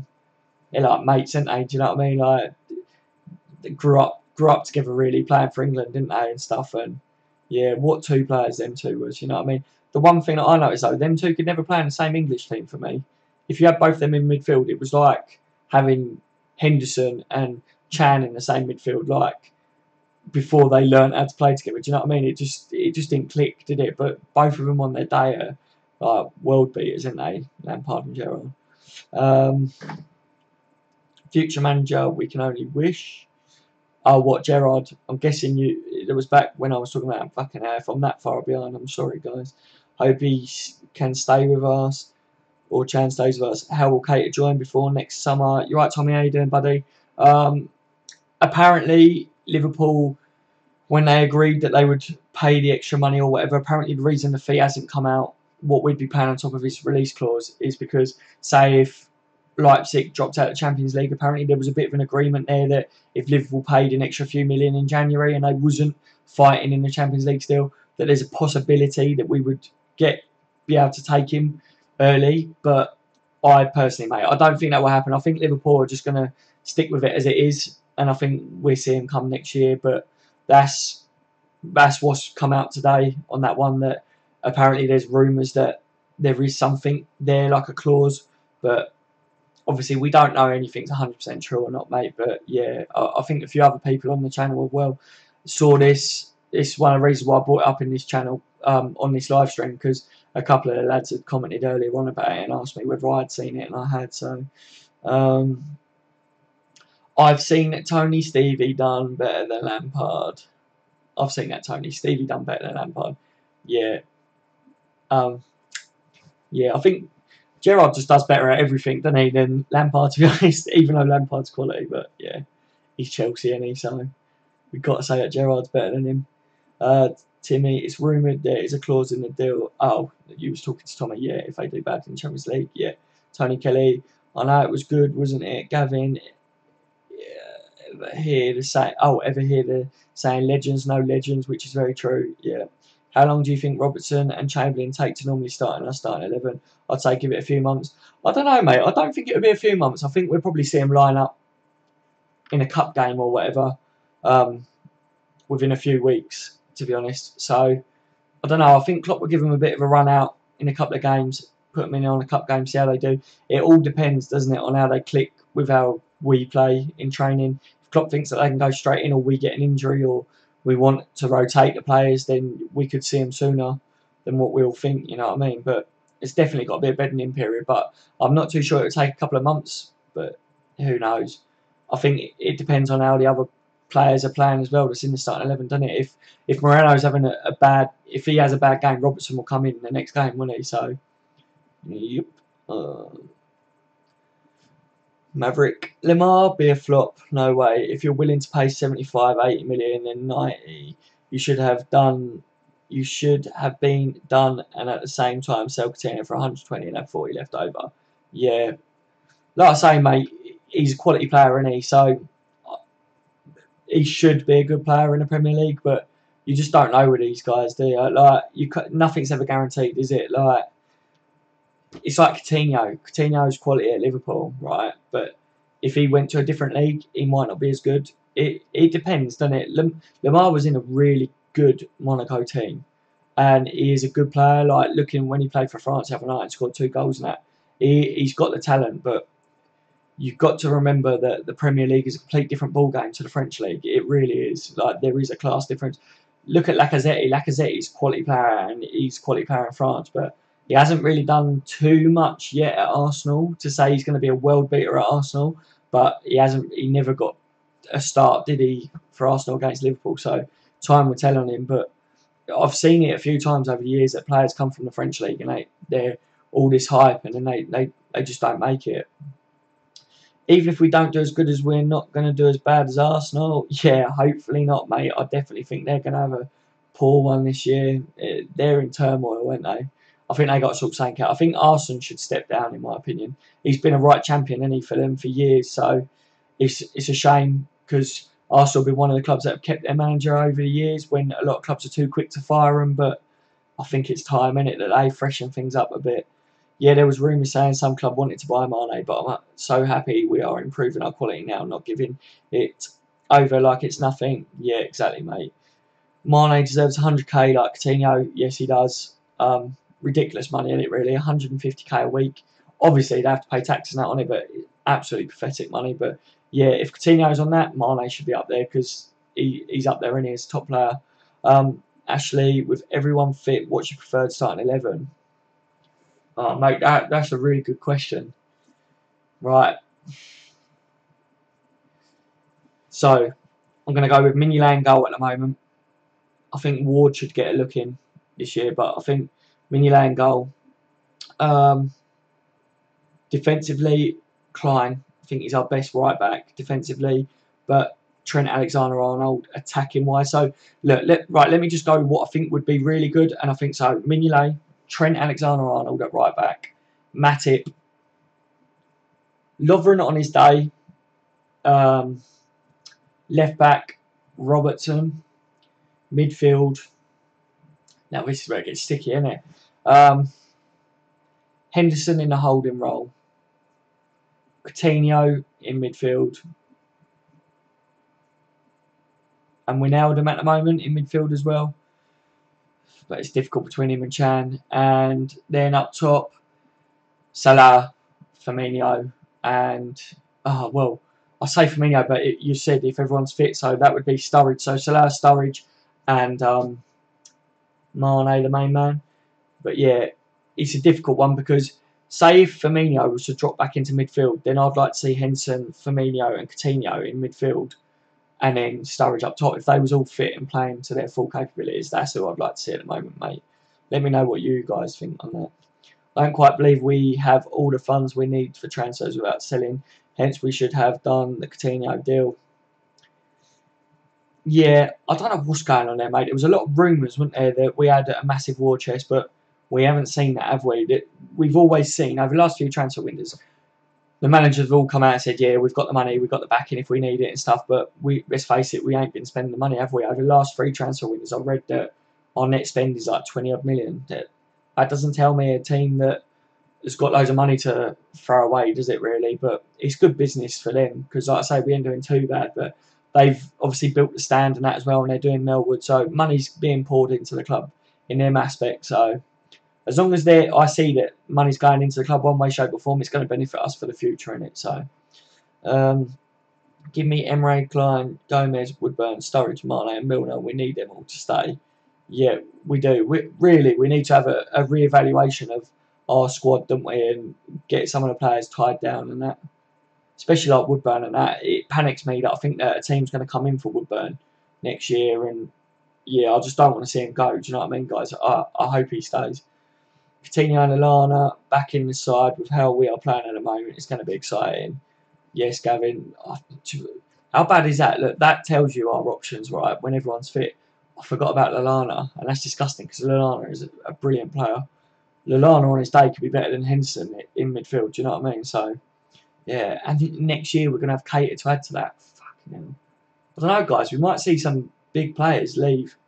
Because I don't know. I hope not, guys. I really hope not. Like I've seen it too many times with Moreno and Lovren. They don't link up properly. Yeah, so you agree with me on that one, mate. They just don't connect, do they?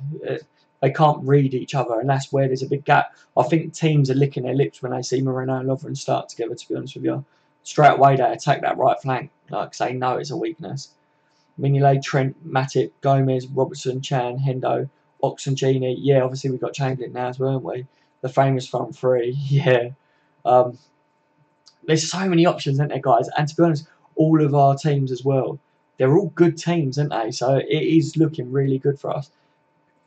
Klopp's done all right, isn't he? Really? Well, the whole of our team, they're doing something good because Liverpool can field 2 or 3 different variations this year, and if we play different tactics, maybe we'll have a formation for different tactics and players that play a certain tactic better. So. It is looking good, lads. I mean, our forwards would defo get into any top team. Who doesn't want Mane, Salah, Firmino, Coutinho, Emre, Chan and Sturridge? It's true, mate. I think everyone would take it, wouldn't it? Like, to be honest. All of them on their day are like up there with the best players. So, yeah. That's why I think over the years it has been a consistency worry, hasn't it, really, with Liverpool? Them players are all brilliant on their day, but they've just got to show it consistently, which I think we're starting to see a bit more since Klopp's coming, which is good. No, shit. I'm losing it. I'm losing it, guys. It's just jumped again. It's done that fucking thing, innit? Right. I'm just going to have to pick a random one here, guys, because it jumped right out. Michael Dunn said, I think Clavan is a disaster. He's done alright this year for me, mate. I know some people really don't like him. I know some people just don't want to see him play, but I think he does a job, doesn't he? But really, should we have Clavan, or Clavan, or however you say his name, like, in our starting 11 for the big games? No, we shouldn't. So I do get why you say that you don't like him, if you know what I mean. Providing entertaining football since Arsenal Fan TV. As long as it's not Real or PSG, I don't care. I've missed some comments here, guys. I really do apologise. It is hard to keep up. You guys, obviously, you've got so many things that you're coming out with, and it's good. So, and I like that you guys chat between yourselves as well, because it's not just about me, is it? Like, we're all fans and we've all got views, so it's good that you lot are bouncing off each other as well. Bayern are stronger than PSG. I'd say they have been stronger, but PSG are looking a little bit deadly, aren't they? Do you know what I mean? They are looking a bit more naughtier now. I think over the years, yeah, Bayern have been stronger. And I think probably at the moment they still are, but if PSG click, like Mbappe and Neymar up top, fucking hell. Do you know what I mean? That is too dangerous for my liking. I wouldn't want to play against them. Hey, Gab's in the stream. You right, Gab? How you doing, buddy? Welcome to the stream. If you had said something before now, sorry, mate, I might have missed it. But with Bobby, Phil, midfield would be too attacking wise. Yeah, it would. I think if we had Firmino and Coutinho in midfield, I'd like to see a proper holding midfielder in, so that they just know how to do it. Like a Matic that's gone to Man U. I was gutted. We should have gone in for Matic. I really do think that we need a holding midfield specialist in our team. So, yeah, I do get what you mean with that. But if we had a proper holding midfielder, then I'd like to see that tried. We beat Bayern. We could do it again.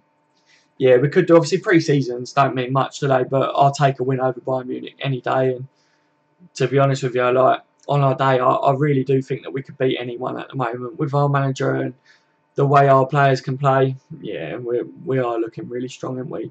Gavin said our net spend is 34 million over the last 3 seasons, which is terrible. That's right, mate. I knew it was low. Do you know what I mean? I was reading an article on it literally towards the end of the transfer window, and it is terrible and it is shocking. And they make us believe, don't they? Like they've spent a lot of money. Do you know what I mean? They actually haven't. So yeah, like I say, it would be a lot worse if Liverpool weren't in the top 4. If we didn't finish in the top 4 last year and we didn't have Champions League football. But the fact that we have managed that, but I think FSG have got to thank Klopp for that, and his team really, because without Klopp and his staff and our boys, they would have had to spend a lot more money than that. I'm telling you, to get in. If we still had Brendan Rodgers, we would have been sitting fucking middle of the table, when it the way it was going. So yeah, it's not good that we've only spent that much. We should be spending a lot more. But that's what annoys me though. When I saw that, a lot of other fans are saying, "Oh yeah, Liverpool spent all this money, like, and then they got the nerve to call Man City and that spending club."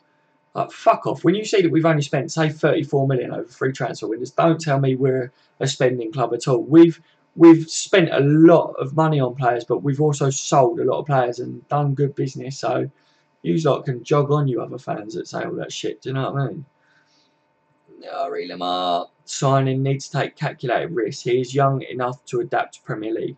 Liverpool need to get promising talent early, as we will always be outbid by other teams if we don't get in early.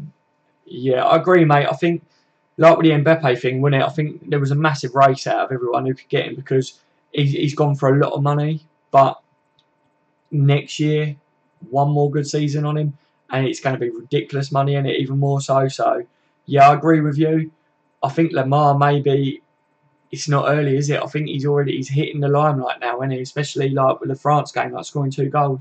He's starting to hit the headlines. So maybe we could have done with going in for him last year, but yeah, he wasn't really on the radar, was he, back then? So yeah, I think his price is going to go. If he has another good season, his price is going to bounce up big time, isn't it? So maybe we missed out on that one, guys, which is a bit gutting. Renzel, we can beat PSG. Only world-class player in PSG is Neymar and Verratti. they got Mbappe though, ain't they? And that, do you know what I mean? Like coming into the team, they're a good team, mate. They're a good team. Cavani, I would have took Cavani at Liverpool. I just think their problem was their players didn't really link up, did they? So they got good players, but they wasn't really playing well together. They haven't really ever gelled, have they? But on a serious note, they're going to be trouble for any team that plays them this year in the Champions League and that. And we could beat them, and I'd like it if we beat them, but they're forced to be reckoned with, mate, in my opinion. Bayern have Neuer, Vidal, Lewandowski, Müller, Ribery, Robin, Boateng, Hummels. Yeah, Bayern are a quality team, and on FIFA on Ultimate Team, I always have one German and one Premier League team, and yeah, a lot of them players are in my German team all the time, like every year. But in real life, their team is absolutely sick. But I think the thing with Bayern is, I think a lot of their players they're starting to hit the end of their careers, aren't they? Really, so they're starting to try and get in some fresh young talent, and then they've got to have a bedding period. So I think we might see a bit of a dip with Bayern over the next couple of seasons. Maybe, I don't know. They might just continue, but they are a powerful club, aren't they? So they probably will. I'm missing stuff here, guys. 4-3-1-2. Chan, Lallana, Oxen midfield, Coutinho attack, Mane, Firmino, and Salah. Yeah, quality. Cavani isn't world class. The term world class is used too much these days. Yeah, it is used a lot these days, world class, but I'd take him at Liverpool, mate. So he's good enough to play for us, in my opinion. I think years ago when we had Suarez, we were linked with Cavani, weren't we? And everyone was. And he's an animal, mate. He's an absolute animal of a player. And yeah, I'd take him, mate. So whether he is or he isn't world class, I think I'd take him at Liverpool. So Spartacans, welcome to the stream, Spartacans. If I say name or Spartacons, it's a cool name. I like it. I saw Keita and I instantly clicked. Yeah. I think all of us in it, everything you read or see about Keita at the moment, everyone's jumping on it because he's a big name linked with a big move in it, so it's good and we can't wait to see him. Tony, Mane is like I say, one of the fastest in the Premier League. He's rapid, mate.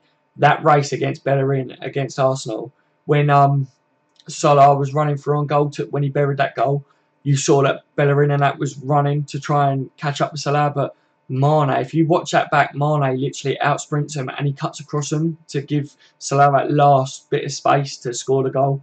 And he's so quick, and him and Salah up top are just, they're fucking rapid, guys. I'm happy that we've got them two up top, man. They're lethal, aren't they, with their speed. Right, what we got? Maverick said here, also need a younger Mascherano as a holding midfielder. Yeah, we need a holding midfielder.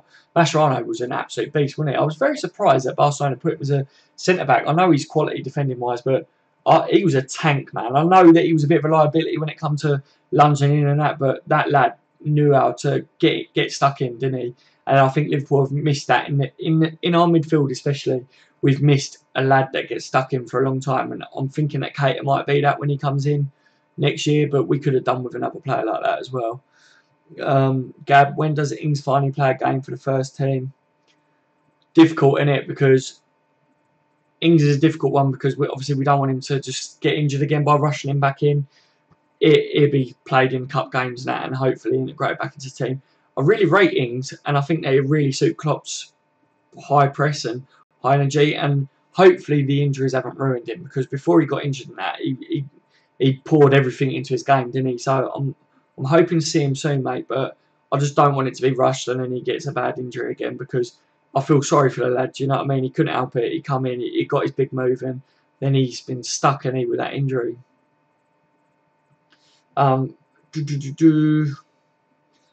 Maverick, what's the minimum we need to achieve this year? For me, it's top 3 or 4. Not bothered about cups at this stage in Klopp's planning.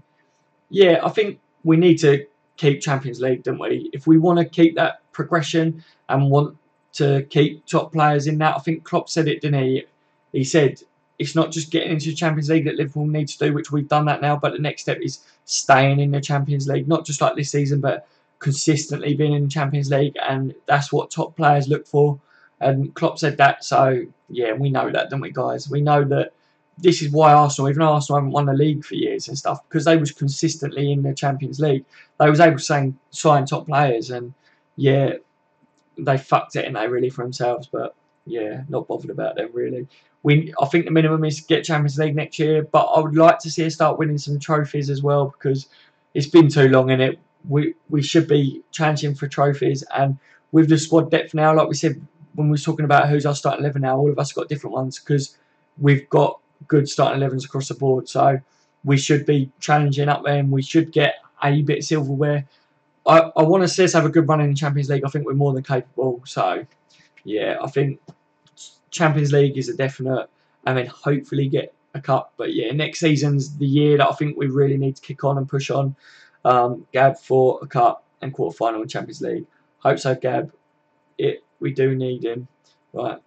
Guys, give me 2 seconds. I've literally just got down to the bottom of the comments. I'm really sorry if I've missed any of yours, but the chat just keeps jumping and that. But I'm going to go and have a couple of minute break. I need a wee and stuff. So yeah, take time to have a little break, guys, and I'll see you in a minute. I hope you don't mind, lads. I hope you don't mind.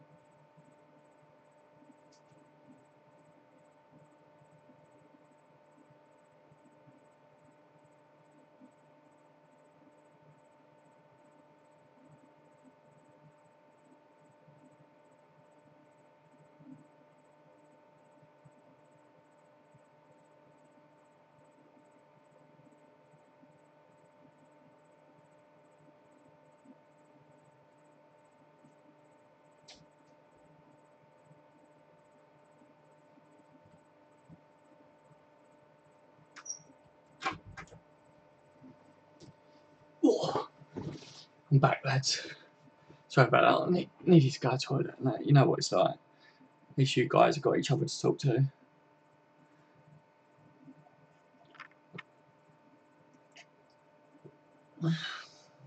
I've just read your comment there, Gavin, about David Silva.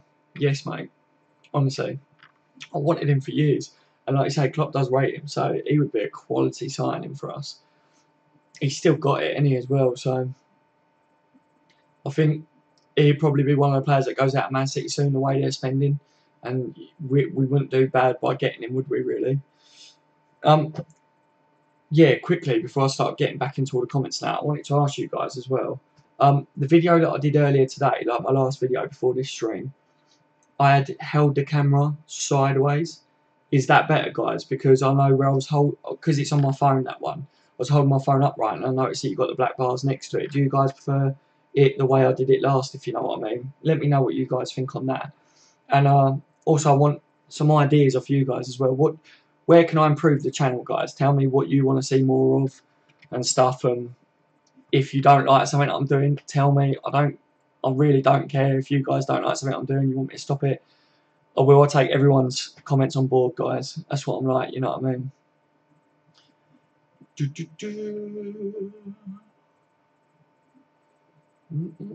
God, look at all these comments.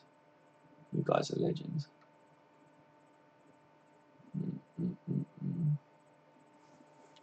I'm just going to read some of your comments quick. Sylvie's not a pressing type. More of a passing guy. Yeah, he is. He's the same type of player as Coutinho, in my opinion. Yeah, Silva and Coutinho are very similar, aren't they? Tony Kelly. Right, guys, how you doing, mate? Hotel on Mars, when we go home, the Reds won't leave the Blues alone. We pull their hair and steal their comb, but that's alright, when they go home, you'll never walk alone. How you doing, guys? You alright, buddy? Welcome to the stream, my man. Tony Kelly, are you on PlayStation 4, bro? I am indeed. I would never play the Xbox. It's PlayStation all the way for me, mate. Are you on the PlayStation? I can't wait for FIFA 18. I know some of you guys probably ain't interested in the games and that, but I'm looking forward to it. Obviously, having a kid and that, I don't get a chance to go out and that, and I can't really justify going out on the rads and that and spending all that money. And people say, yeah, but you'll spend 50 quid on a game, but I'm not being funny, right? I spend £50 on a game that lasts me a whole year, or I spend £50 in one night at the pub. Do you know what I mean? I know what's better for me and for the moolah. PC Master Race. Oh, he's a PC man. Gab's a PC as well. Check you guys out. What's it like on a PC, lads? I've done a bit of PC gaming myself and that, but I'm more of a console dude myself. Michael Dunn, we have the best fans in the world. Come on the pool. Yes, we do, my friend. Well, just look at it, guys, right? All you lot that are on here, you're all top geezers, seriously. Like, this has been brilliant, like, meeting you lot and that, and you guys are all talking among yourselves and that on these streams and everything, and that's what it's about, innit? And that's what supporting your football team's about. This is what I don't like earlier, guys. I said to you like, on my video that I blocked a bloke, and that's because he was having a little rant about what I'd said, and he was trying to say that I was saying fake news and stuff, and he obviously didn't watch my video because he got it completely wrong. And I don't want to block people. I take everyone's opinions on board, but that got my back up because we're all Liverpool fans come the end of the day, and there's no need to be abusive, is there, to other Liverpool fans? And I don't like seeing that. So that's why I want to keep this channel like all you guys, like, and all the good Liverpool fans, if you know what I mean. And he was trying to say that we're not true Liverpool fans and stuff with what we were saying. It's like, who are you to say that we're not true Liverpool fans? Everybody that supports Liverpool is a true Liverpool fan, in my opinion. Even though our opinions differ, you can't say that you're not a true Liverpool fan. Do you know what I mean? Everyone supports Liverpool. Opinions differ, but I don't like to see abuse from people. And that was aimed mainly at me, but he said that we're not true LFC fans. And I like the good crack that us guys have. And to be honest with you guys, I don't care whether my subscribers stay just you lot, because you're all good subscribers. Do you know what I mean? Like, I haven't got, none of you are a bad subscriber or whatever. And I ain't got time for people like that, lads. That's why I blocked him, because we don't need that shit, do we? Gav said he's Xbox. Oh, mate, come over to PlayStation. People prefer Xbox. And one other thing that I was gutted about with FIFA for the years is Xbox always had like your legends and that, didn't it? And PlayStation hasn't. But this year, PlayStation's got some. I don't know whether they're called legends. I can't remember because I haven't looked it up in a while. But they've got like your legend sort of players in that as well. So it's all good. All how the glorious PC Master Race. Gavin said Virgil van Dijk will be the first player LFC fans buy. I know, mate. I am as well on Ultimate Team. Seriously, Van Dijk is going to be in on FIFA, on the FIFA that's out at the moment. He's too low rated, isn't he? But I'm going to buy him anyway, and I hope that they've got that card. Do you know the players to watch cards that they won't have because he hasn't been from Southampton? But I was kind of hoping he'd sign for Liverpool, obviously, and then he'd have a player to watch card because then over the season his stats will just jump up massively, and I would have him. But yeah, guys, I spend too much time on the PlayStation and that, like. Yeah, on FIFA mainly. Call of Duty and FIFA is the only two games I really play. Oh, and fishing. I've got a fishing game. It's quality, guys. If any of you like a bit of fishing, I love getting on the lake and doing a bit of fishing on it. It's really fucking good, I'm telling you. I don't get enough time to get out and actually do proper fishing. So, do you agree Dortmund and Liverpool fans are actually so similar? We both the best fans in the world. Yeah, I think that's why it was an easy transition for Klopp. We both sing You'll Never Walk Alone. They're really passionate like us. Seriously, it's like when you go to Liverpool. Like some of you guys will be based in Liverpool. Some of you guys have never been to Liverpool. You have. When I've been to Liverpool, Liverpool is like the Evertonian and Liverpool fans. Even though like when the derby games are on, it's strong enough. They are mixed, and yeah, you do get the odd ones. But seriously, guys, I love the atmosphere when I go to Liverpool. And like I say, when I've been up there, the Everton fans have been good to me and stuff. And when you go out, we went to the pub and that, and it's funny because starting this channel, a lot of people said to me, "Oh, you're not going to get many subscribers and that because the Scousers won't like you and that." Because when I was up in Liverpool, I got on really well with them. Like we had a laugh, but a lot of the Liverpoolians were saying to me that I'm a Cockney to people up north. Like even though to me I'm not a Cockney because Cockney to us is London, and I'm not from London, so it's very much like when I was up there, they was like, "Oh, you're Cockney lad" and all that, and yeah, I had a wicked time with them and everything. Like, we always have a laugh and that when I go up there, but Evertonian fans as well, man. It's just one massive family. This is why I love Liverpool, guys, because the supporters are a family, and you see with things over like Justice for 96 now, the passion and stuff that the fans have, and that bond that we all share with the football club. You just can't pay for that, and that's why Man City and that they don't have that, and I'll never support a team like Man City and that. I think all these young lads that are starting to grow up and they want to support Man City and that, I feel for them because they're not going to get a bond like what us guys have. Do you know what I mean?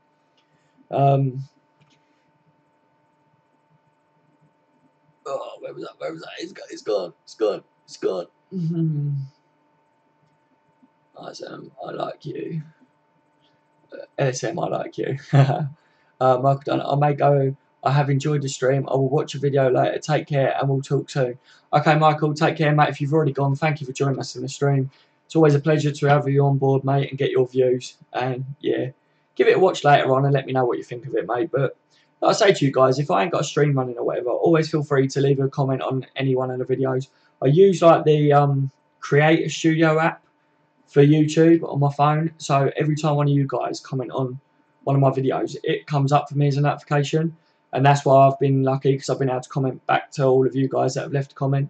So yeah, if any of you guys ever got a question for me and you just want to ask my opinion, if I'm not doing a live stream, just drop me a message on one of my previous videos, guys. And yeah, that'd be cool. So take care, Michael, mate. Listen, PC is better because you can play everything. There are only two downsides. For FIFA competitively, it's better on console, and a good gaming PC is expensive as fuck. It is expensive, mate. My computer, I put in a really good graphics card that was like 200-300 quid and everything. And by the time you do that, then you have to update everything and upgrade everything. It costs an absolute fortune. I think that's why I stick with console. Tony put good night, Michael, mate. See, look at you guys. We're a family here, guys. I love this. I love all you lot so much. Seriously, guys. It's brilliant that you guys are getting on as well. I like you as well, Gab. We've got a little bit of a bromance going on here, guys. I like it. Gab. Xbox controller is lit. Oh, I can't get my head around it. I think it's because I played PlayStation for so many years, mate. Years ago, I was Xbox, and I didn't like the PlayStation controller. Now I've been PlayStation for years, and I can't get to grip with the Xbox one. My brother's got an Xbox controller, and when I go over there to play it, I can't play as well on FIFA because I just can't get to grips with it. All I want is Ronaldinho for FIFA 18. I don't care for the rest. Quality player, will he? Yeah, if he's on there as a legend. Sick midfielder to have. Gavin put, although I've got both PS4 and Xbox One, I play Xbox more as a security is better. I'll get your views. PlayStation has been a little bit iffy in it. I've been done over a couple of times with my credit card more recently. Like an idiot, I had my credit card details on there, and someone hacked it, and yeah, it cost me £1,000. So yeah, my missus weren't too best pleased, and to be honest with you, I'm not really that pleased with it. So, and that's PlayStation for you, innit, I guess. So, Gaz, we play fancy, we play pretty. We are the pride of Mersey City. When we see the Red Men score, you will hear the Anfield roar. I love your little things, man. It's brilliant. Jesus Christ, I've got to catch up again. Where are you guys all from? So I'm from Kent, Gab. From the south. I don't know whether you know where Kent is. You might even be from Kent.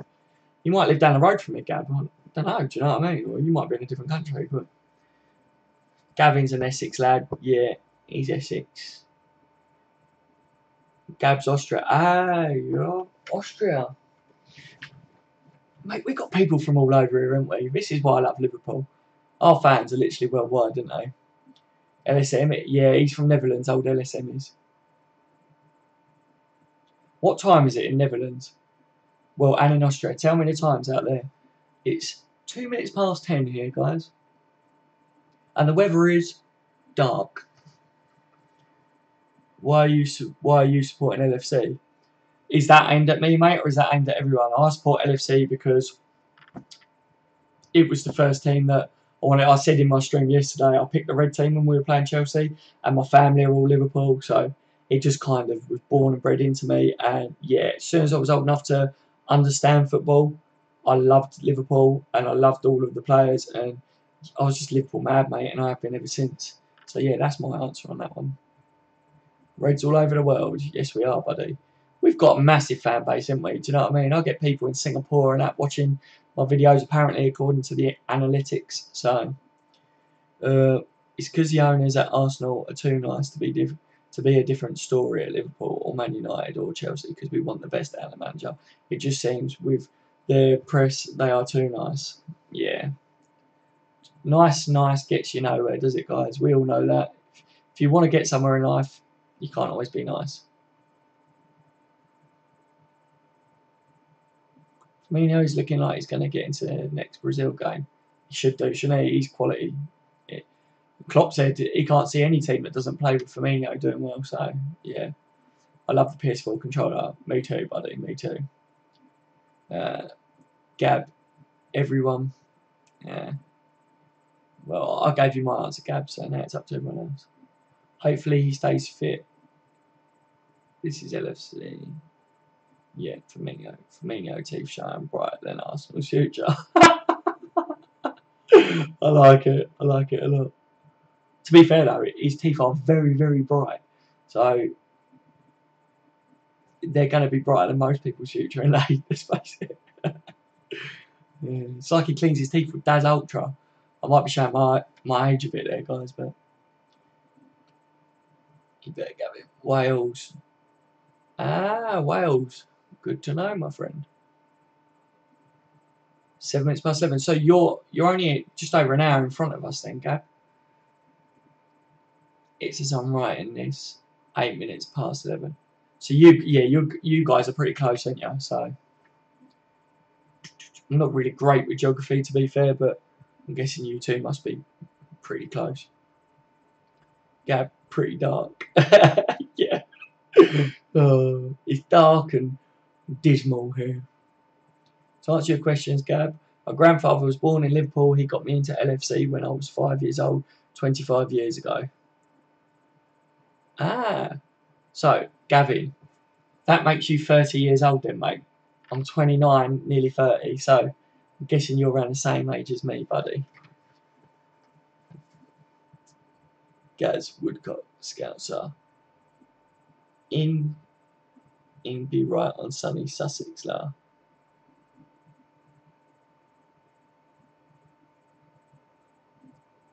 Scouser. Oh, right, yeah, I'll get ya. Gavin, the weather in the UK is how it is always is shit.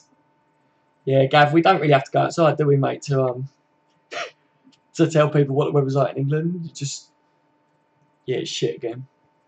I loved Ings in FIFA 14. Ings switched, so I loved LFC. Yeah.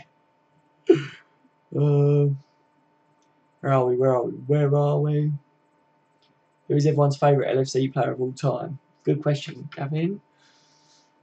Oh, that's difficult, man. Because it depends how far you go back, innit? Because the main majority of my years watching Liverpool, I've got to go with Steven Gerrard because he's my hero, if you know what I mean. But going back with you like Kenny Dalglish, Ian Rush, John Barnes, they're all quality, man. Seriously, like, I love all of them, you know. Youth. And listen, are you actually taking a mick? Was Juve your actual favourite player? I want to know if that's true or not. Of all Liverpool players, you say Juve. Even Gavin's just said you serious. Oh, that's cracked me. Or Coutinho, very hard choice. Yeah. Oh, mate, you can't get much of a bigger player than Peter Crouch, can you? Bangs his head every time he walks in the door, that one. John Barnes is my favourite LFC player of all time. Good choice, Gavin. Good choice, mate. He was quality, wasn't he? He was the first winger of his kind, really. Him and Steve McMahon, mate, they was like our modern day wingers, weren't they? Do you know what I mean? My stepdad got me into them when I was 6-ish. Good on your stepdad, mate. That's what it's all about. Try the weather in Wales, mate. Is it raining all the time in Wales? I've heard that it rains a hell of a lot. That's why it's so green, isn't it, in Wales? You know what I mean? Like you get enough rain, don't you, to water everything. Gab Ings. So is your favourite player Ings? Seriously, Gab, I don't know whether to take that as serious. He's a good player, but of all time, Gaz has gone with Kevin Keegan. Yeah, what a player, mate. Yeah, I think we're sport for choice, aren't we, with favourite players, you know what I mean? Like, obviously, everyone has their different style of player that they like and everything. But, yeah, all the names that we're seeing here, well, I don't know about Juve and Crouch, but that's LSM for you. I think he's taking a mick, isn't he? Yeah, they're all quality players, aren't they? Gerrard as well. Yeah.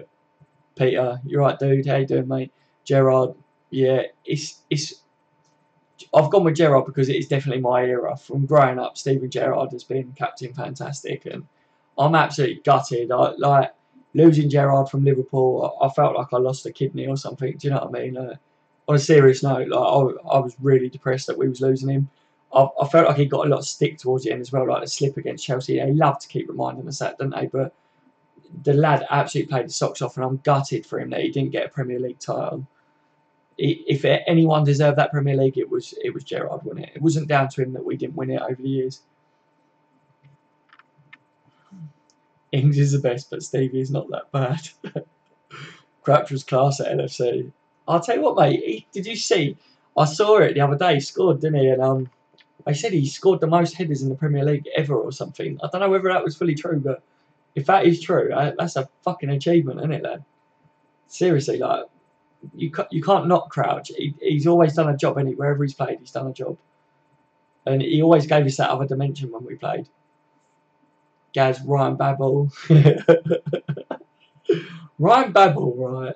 He was one of them players that really annoyed me because I remember him banging in screamers from like 40 yards out, like 30 yards out, against like Chelsea and things like that. Do you know what I mean? Babel, he had it, didn't he? But he was just one of them players that he just never really had it constantly, did he? It was very much like what some of our players are like today. The consistency's not there, is it? Ooh, let's have a look. Constantly raining, mate. Legit. We get 4 days of summer at push when it's a smoothie of rain, hail, snow, ice, and grey skies. Oh, mate, I feel for you. Look, come over to Kent, mate. Seriously, we're not that far, are we, really? I do feel for you, but to be honest, I've never been to Wales, but I really want to go, mate, because Wales is meant to, I've heard it's a lovely place, and it's on my bucket list to go to Wales. Wales and Ireland, I really have to go to. And me and my missus have said that we will go as well. My missus has been to Wales, but I've got to go to Wales and Ireland at some point. Constantly, right? Yeah, I read that one. Stevie G has been named a lot of things. Not bad. Isn't one of them. Yeah, I know. When I read that, I was like, he's not bad. Yeah, okay.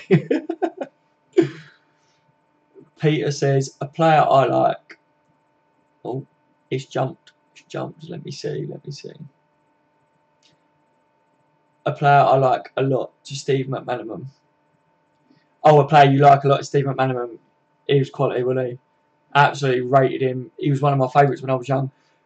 How I play football, like when I was young, I really used to like playing football a lot, and I got into the Charlton like scouting thing and everything, and my way of playing football was very skillful and attacking, and I learnt from like McManaman and all that. Do you know what I mean? Like quality players, watching them when I was young and everything.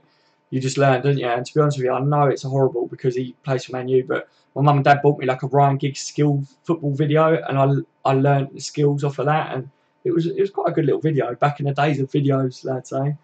None of this media stuff. God, YouTube wouldn't even thought about back then. If YouTube was around back then, I think I'd have been a better football player. SM says, Juve and Crouch were criminally underrated. Juve should have won the Ballon d'Or. Mate, they had their day, didn't they? And coming in the day, they was Liverpool players. Most players that have played for Liverpool, I don't like to slate. Do you know what I mean? I like to say that they're good players, but there's been a couple guys. Actually, that's something. Put in the comment section who's the worst. You said who's your favourite. Who's your worst ever Liverpool player? That would be funny. Just to twist it on its head. That is fucking cold. I ain't going to keep drinking that. I'm going to have to make a cup of tea again soon. I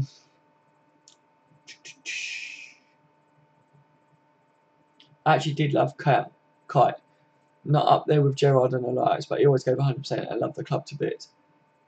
On a serious note, mate, Aga and Kel, top players. I really liked them. I gave everything, didn't I? So Aga was injury prone, and I was gutted that he was really, because it kind of stopped him, didn't it? But Kel was fantastic.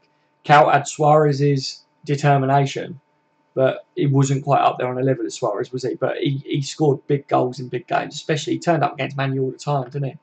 It's beautiful, and the coach just pick your days. Right. Well, I'll have to get your inside input on where to go and stuff, mate, because I don't know much about Wales, but I will be going. What a player, Couters or Kite. Yeah, quality player, like I was saying. I'm Dutch, so I love Kite a lot. LSM, you're Dutch, right? How do you say Kite? Is it Kite or Cout? Because we used to always say Cout, but then I've heard commentators say Kite, and try and spell it how I'm meant to say it, because you'll know. Okay, Sammy Hoopier, quality, though. Yeah, Sammy Hoopier, absolute tank. We really have missed Sammy Hoopier and Carragher in defence. Sammy Hoopier, we should have him as our defensive coach, in my opinion, Gab. But Xabi was one of my favourites. Raul and NFC fan. Xabi Alonso, mate, absolutely sick, wasn't he? Him and Gerrard in midfield. When you look at the team that we actually had in Istanbul, they were a sick team. If you could have put all of Liverpool's all-time best players together, no one would touch us, would they? Juve is a bellend. I didn't want to say too much because I didn't really like Juve, but good Gavin, I know you're never going to pinch your words on it. Gavin, Sean Dundee by far the worst. Yeah, mate. Yeah, I agree. There was a couple. I'm trying to think. Who was the bald fella that we got in? I'm trying to think. Defender. It was when Hodgson was in. I fucking hated him. I could fit him and Poulsen. Hated them two. One of you guys tell me, who was that bald fella that we had in defence that when we had Hodgson as our manager? The worst must be Therese. Not still pissed at all. Therese was a tank, wasn't he? And I kind of forgive him now because he didn't go on to do better at Chelsea, did he? He was shit once we got rid of him. So we got his best years, didn't we, really? Second way you said Cout sounded more like it. Right, okay. Yeah. That's what we always used to say, but a few people was like, no, it's Kite. And I was like, I thought it was Cout. For Juve, to call Stevie G and Carragher racist and slate him like he is bang out of order. Yeah, mate, he's a bit of a dickhead, isn't he, with everything that's been coming out, what he's been saying. To be honest with you, he was one of them players that he always thought he was something special, and he wasn't really, was he? So, yeah, I really don't like how he's been slating like Stevie and Carragher and that. Them two are not racist at all. Like, it's ridiculous. LSM, I agree. Konchesky, that's it, Gavin. Well done, mate. Well done. I knew one of you would know it. Absolute fucking beanhead, wasn't he? Couldn't stand him. Do you know that was our worst time under Hodgson that we had for years? I really didn't like it when Hodgson was our manager. There was just nothing about Liverpool, was there? We were just like, oh, I don't know. I can't even say. There was just literally nothing. It was one time in my life where I was a bit like, I don't know whether I want to watch Liverpool at the moment. And that's saying something for me. I'll always watch them and always support them, but I was very down at that patch, you could say. Juve said that Senegal is bigger than Liverpool. If he meant the city, then yes. But about Senegal, yeah. If he did mean this, like the country Senegal or whatever, do you know what I mean? Then I get what he's saying, but I'd probably still say that Liverpool's bigger than Senegal. Like, to be honest with you, who's more talked about in the world, Liverpool or Senegal? It's got to be Liverpool, isn't it? Gaz said, these streams are boss, eh? They are quality, aren't they, mate? Like, thank you for saying that for my stream as well. But it's down to you guys as well. Seriously, I love this. I'm bouncing off all of you. And, like, all these questions and that we're saying, do you know what I mean? Seriously, I can't say it enough, guys. You lot are top draw. And, like I said, if the subscribers grow on this channel, right, I don't know whether any of you know, but I want to keep it so that I can do some live streams where it's just you guys and not everyone, because I don't want it to get too out of hand and then I lose you guys, if you know what I mean, because you're my main subscribers that I want to keep in contact with. So if there's a way I can do that, I'll have to look that up, or if any of you guys know, then let me know. But yeah, did him and Pennant play for Billericay FC now? Do they really? Jesus Christ. Well, it's Billericay, but seriously, Pennant. I thought Pennant was going to be something, you know, and he just let himself down, didn't he? Do you guys in the UK really drink beer warm, or is that a stereotype? How do you mean, mate? Right, because I prefer. I think if you went to a house party, right, they're normally in the fridge or they're in an ice bucket here. But I've got to be honest with you, if I've got a couple of cans sitting on the side or whatever, I'll just crack them open. I wouldn't drink, like, I don't heat it up, if that's what you mean. I don't whack it in the microwave for 30 seconds, do you know what I mean? A bit starchy and that. Oh, sticky yeast. But no, yeah, it's a stereotype, bro. Guys, any beer, yeah. If it's lager or beer, we drink it. This is LFC. To be honest with you, mate, the main stereotype that is probably right about the British is that we love a cup of tea. Some of you other guys will probably agree with me. I fucking love a cuppa. Like, I'm more about tea than I am beer. Like, give me a cup of tea. As soon as I wake up, cup of tea. Before I go to bed, cup of tea. Throughout the day, cup of tea. You know what I mean? Scratch my ass, have a shave, cup of tea. Have a shit, cup of tea. That is one stereotype that I can't deny, for me personally. Bring Agar, Hoopier and Carragher for our defensive coaches. Yeah, can you imagine? All of them, like, just tutoring and, like, just, they pick one defender each and they just, like, right, this is what you got to do. That'd be sick, wouldn't it? You can always make a Discord server or something. Right. Yeah, I'm definitely going to look into it, LSM, because I want to keep you guys, like, so that we can maintain our banter that we have in our little chats and that. Obviously, it's going to grow over time, and you never know. I'm more for welcoming people in, but we don't want it to get overwhelmed, do we? And I see on some chats when I go on some of these live streams and that they just don't get a chance to answer you, and I want to try and answer you guys and talk with you guys as much as I can. And you can see our struggle as it is at the moment. So, Austrian beer is good. Oh, it's great. Yeah, mate. Seriously, I love loads of kinds of beer.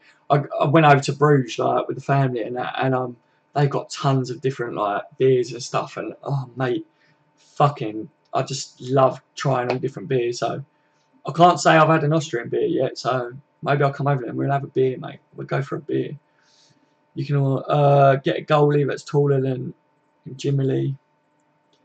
We need a big goalie, don't we? We need someone that can command that area. I think that's where we're lacking. No one says that Mignolet and that can't stop a shot. You know what I mean? Like, they can, can't they? But it's it's crosses and that. We need a goalie that can just walk out and go, my ball. Do you know what I mean? That's what we need. And I think that's where we're lacking in the goalie area.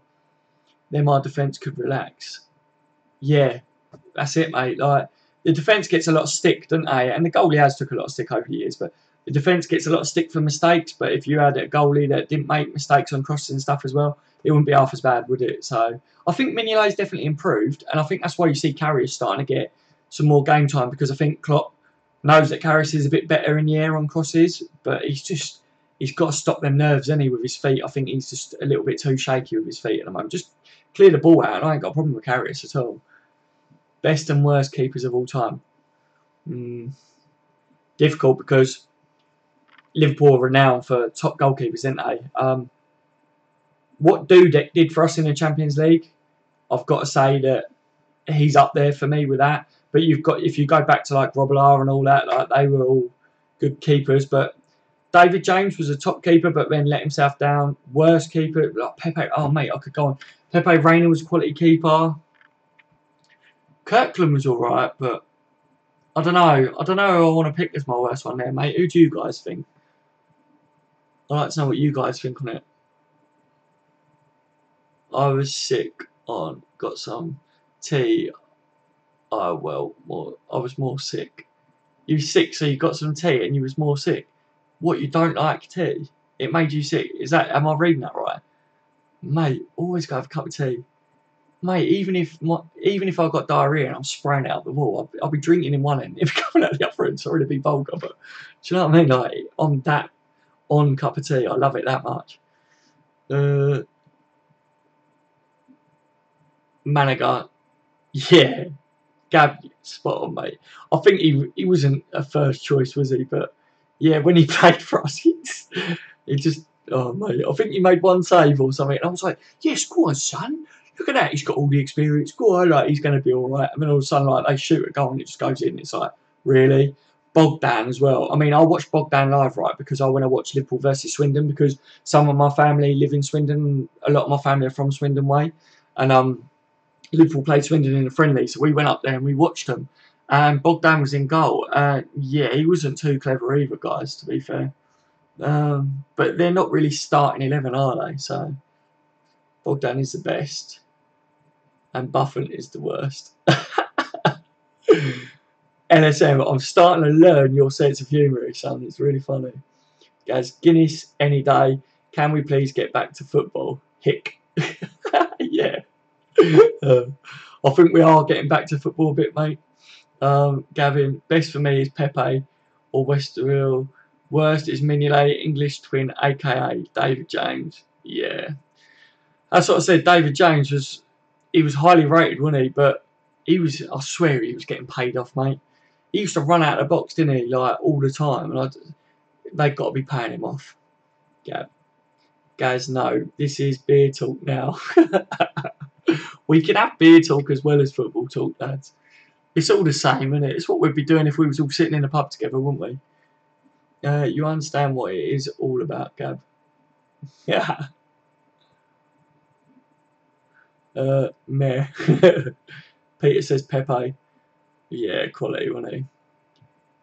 I was gutted that we got rid of him, really, because I think he still does good, like, doesn't he? Now, Carrie Snurves will go with more games. Yeah, I think you're right, Gavin. I think we just got to give him more games, haven't we? Get more games under his belt. And I think, as well, the crowd got on his back, didn't they, when he started messing up and getting a bit wobbly. So I think if the crowd don't get on his back as much, then he'd be all right. He's got to bed in with game time, and he hasn't really had a chance yet. I mean, he was going to be our starting choice keeper, wasn't he? And he broke his hand, so that was a bit gutting for him, really.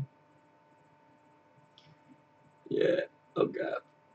Peter, spot on, Gavin. I hate tea, but I like almost nothing. We have a saying in Netherlands: what a farmer doesn't know, he doesn't eat. So you're a farmer then, LSM. Oh, mate. I like that saying though, that's quite funny. Can't believe you hate tea though. This is LFC. LSM, if the TF, does that matter? Gavin Plummer, Karius is number 2, to the best keeper in the world football for a reason. Yeah. Yeah, Karius has got the skills, man. He is going to come good, I think. I think we start to see him integrated into the team this year. And I think Klopp is trying. That's why he said he's resting Mignolet, right? And then with that, I did say to some of you guys, if you watched it, that I touched on it, that apparently Mignolet was a bit of a naughty boy and stayed out late, and that's why he got kept out of the team, because it was the night before the game, so Karius got put in. But I think we've got a lot to see from Karius. I was really happy when we signed him, because he did really well, didn't he, in the Bundesliga, and he looked like he was a really good signing. And I just think he got a big move, didn't he? And then because of the Mignolet, and they never know who's going to be number one keeper, I think that's not helping him at the moment. I think if Mignolet kind of fucked off, I think Karius would then settle, if you know what I mean. But Klopp, it's interesting because Klopp said they had a race for who's going to be number one in pre-season, and Mignolet won it.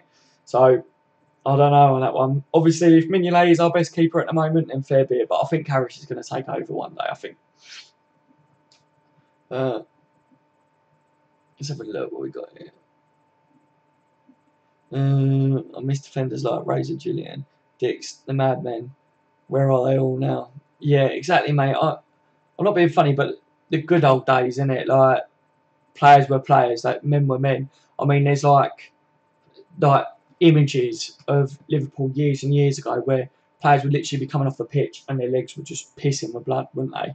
Like, things like that. They were geezers, you know what I mean? They were men. Like, if us lads go have a kick around, like, out the field with our mates or whatever, it's not Ponzi, is it? Do you know what I mean? Like, you get stuck in, and they're losing that too much these days. And I think we could do with a hard nut, couldn't we? Like, especially in defence, we need someone who's going to take no shit and going to put their foot through the ball and get rid of it. And if that means they put their foot through the ball and then they go through on a defender, look, I don't like players getting injured and stuff, but they got a man up, haven't they? Do you know what I mean? A bruised shin, a bruised toe, that means nothing. That wouldn't keep me out of work. The amount of money they're paid, if I was paid 150 grand a week, like, and someone kicked me in the shin, they'd have to literally put me in a wheelchair to stop me from going to work, because you're earning the money, ain't you? It makes more sense in Dutch.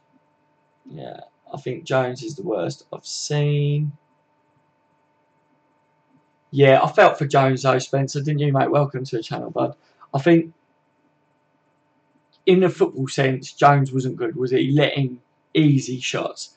But I really did feel for Jones, because he went through a real bad spell, didn't he, in life, like personally, like with his kid and all that. So I think that's why people didn't really get on his back, did they? Because it's a hard one, isn't it? Because one side of you is you want a keeper that's really good in goal, but on the other hand, it's like you can understand why that lad had a lot of stress on him and probably wasn't performing to the best of his capabilities. But yeah, he was never going to be our best keeper, was he?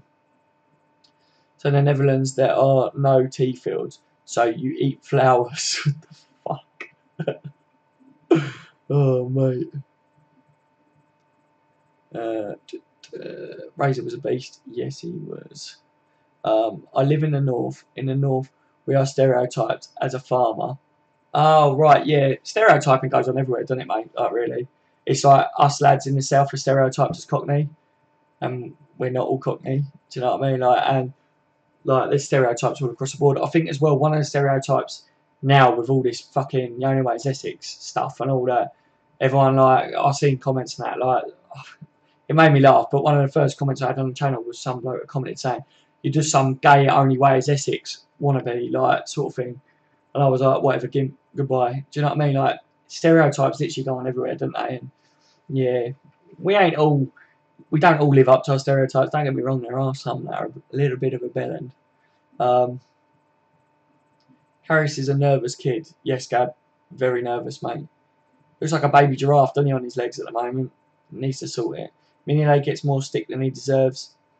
Yeah, I think at the moment he deserves a bit more credit than what he was getting, because I think he's worked really hard from last season, and I've seen a big improvement.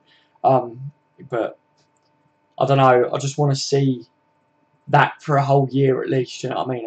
Mignolet. If he does well this season, then yeah, cool. Danny Ward is going to be class. He needs more games as well. I rate him highly.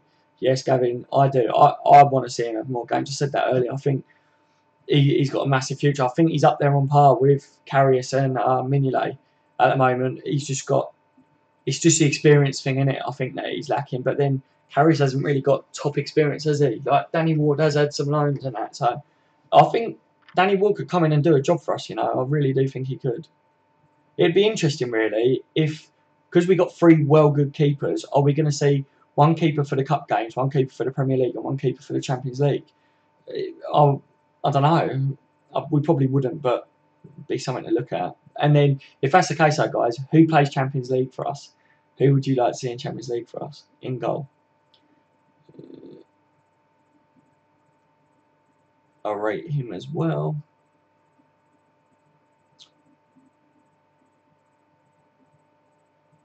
If Mignolet didn't make the same mistakes every season, then he'd be half decent. Yeah, I think that's what it is, isn't it? He lets himself down time and time again. He does really well, and then he let in a silly goal or a fuck up. And it's like with the Wenger, like Arsene Wenger situation, isn't it, at Arsenal? All the fans were starting to get against him, and then he does well for a little bit, so they all kind of ease off. But as soon as he does wrong, they're all going to pounce on him. And it's like that with our goalkeepers, isn't it? Until you see it consistently for a couple of years, I think as soon as they make one mistake, it's going to be the end of the whole world for them. Do you know what I mean? At the moment, Julian Dix belonged in prison, but if a game was boring, you could wait for Razor to kill somebody. Yeah. What team did Dix play for? Razor was no nonsense back in the day. He took no shit. The Pussies. LSM. What did you say? The Pussies? Why are we talking about pussy now, lads? Have I missed something here? Gab, what are stereotypes for Austria, if there are any? I've never heard a stereotype for you Austrians, to be honest, mate. I think... No, I don't know, to be honest with you, mate. What do you think your stereotype is? Yeah, I know, Gavin. I'm just reading out Essex is nothing like the way only ways Essex. That's what annoys me. Like, so many people think that is actually the way it is, and they think that everywhere down here is like that, and it really fucking pisses me off. We're always in Essex because my missus' dad is from Essex, so we're always up that way and that. Do you know what I mean? And it really does annoy me when people think that. It's because you get the odd person in it that's like it, and it just ruins it for everyone else.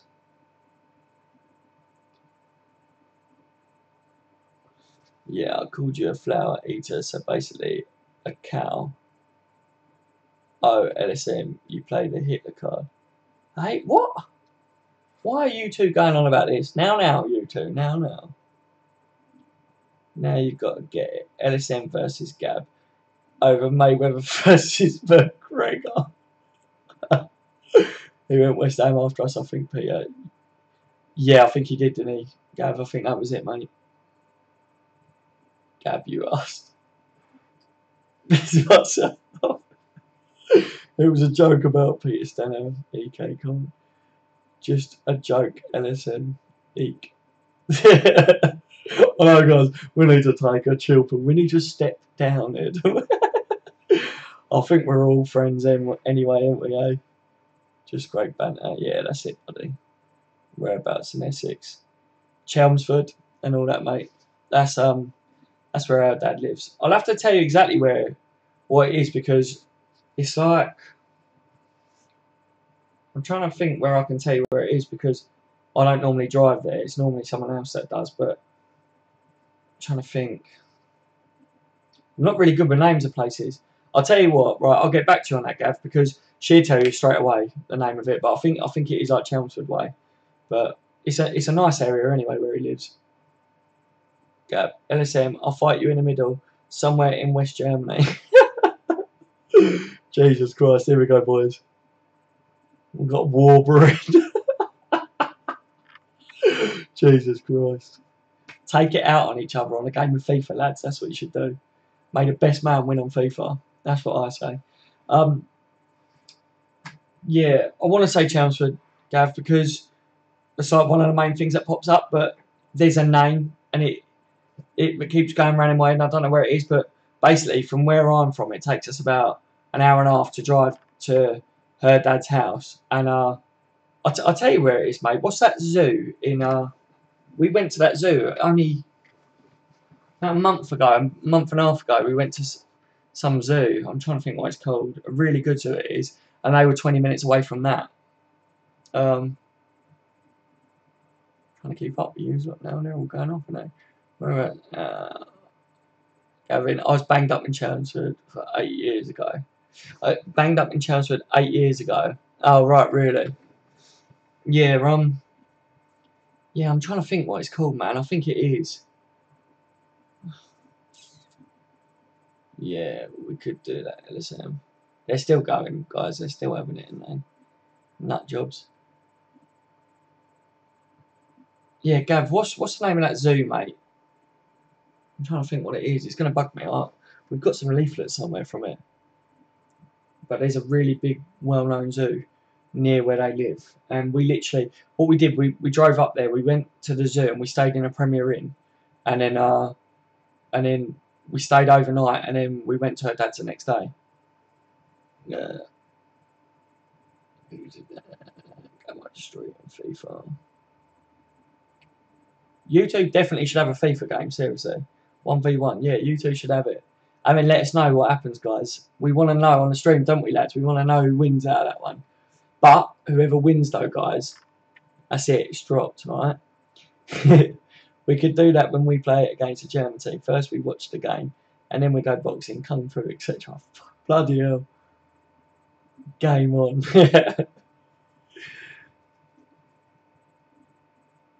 You nutters. Guys, I think I'm going to have to go and make a cup of tea. So I'm going to take a cup of tea break. So if you guys are good to carry on the stream, then albeit. But if any of you want to go because you want to go to bed or whatever, you just let me know, guys. I'm happy to sit here and talk away to you lot all night.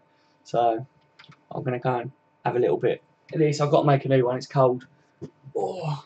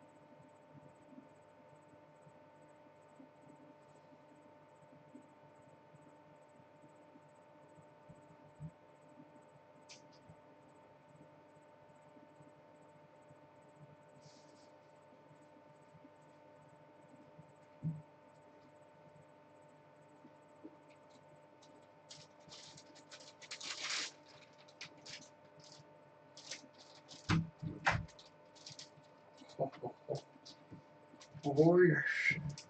Get it, cup of tea. Some cookies from that festival thing I was at earlier. What have I missed, guys? Anything going on? Or are we still having our battle?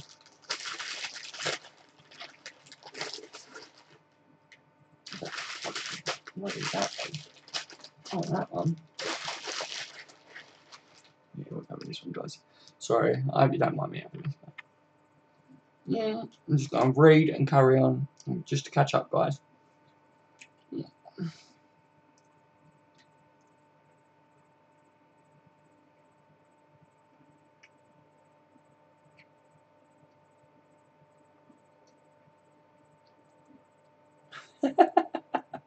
Some of these comments, guys, are so funny.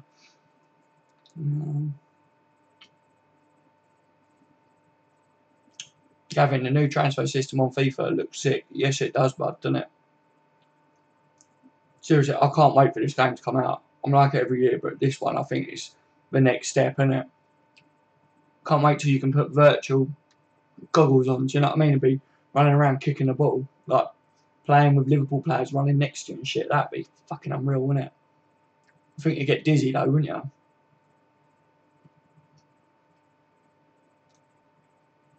Yeah,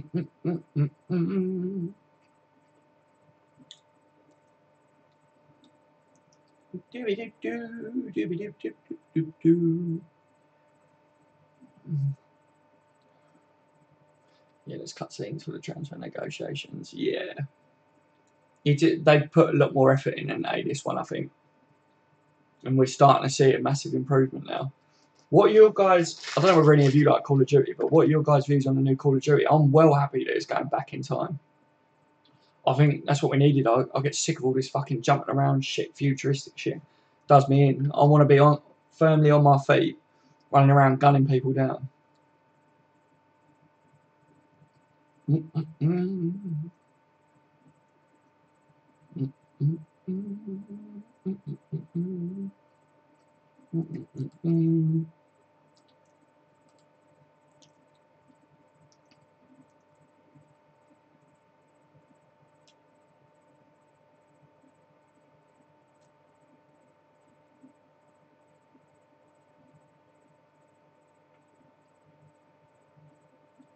Can you get Virgil van Dijk on the new FIFA transfer system? No, Southampton won't let him go on it. Oh. Can you imagine, eh? Not a big fan of career mode. My main mode that I like, guys, is Ultimate Team. That's the one that I love, but I always dabble on career mode and that, and I'm definitely going to have a look at it this time as well.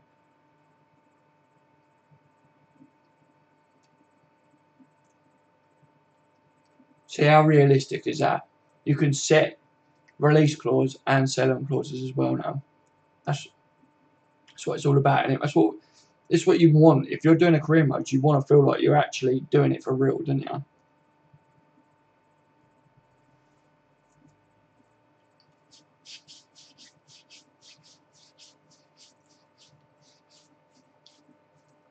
I'll give Coutinho 222 million. I just wouldn't sell him, mate. I'd keep him.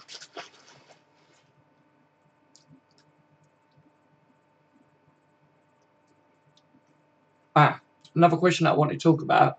I know we're digressing, but I've been seeing a lot about N'Golo Kante and Naby Keita.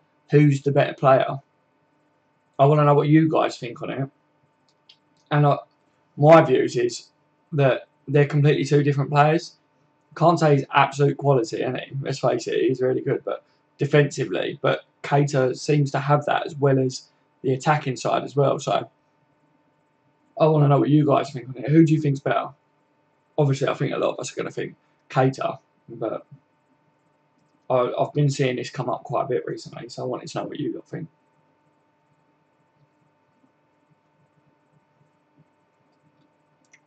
Gab separate, yeah.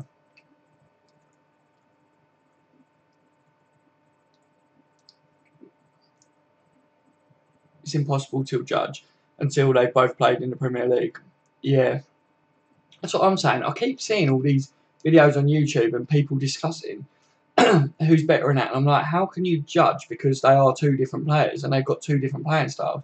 It actually bugs me that people are saying Kate is just another Kante because I don't think he is. I think he's more. And when he comes to the Premier League, I can't wait to see how he does. Kate is more complete. Yeah, he is, mate. He's an all-rounder, isn't he? He's not just a holding midfielder. He can do it all, can't he? And that's what I'm looking forward to. Kante the tackler, Kate the passer. Yeah, that's a good way of putting it, mate. But I literally do think that Keita's got everything. And I think Kante is just your absolute animal when it comes to the defensive side of the game, isn't he? But apparently Keita's really good at that as well. So be interesting to see. Can you imagine if a team had both of them in it? Oh, that would be an animal. But they're quite small though as well, aren't they? So they're not the most powerful, but they're just beasts, aren't they? Keita is going to change us. Yeah, I think he's going to change the whole aspect of the team, isn't he?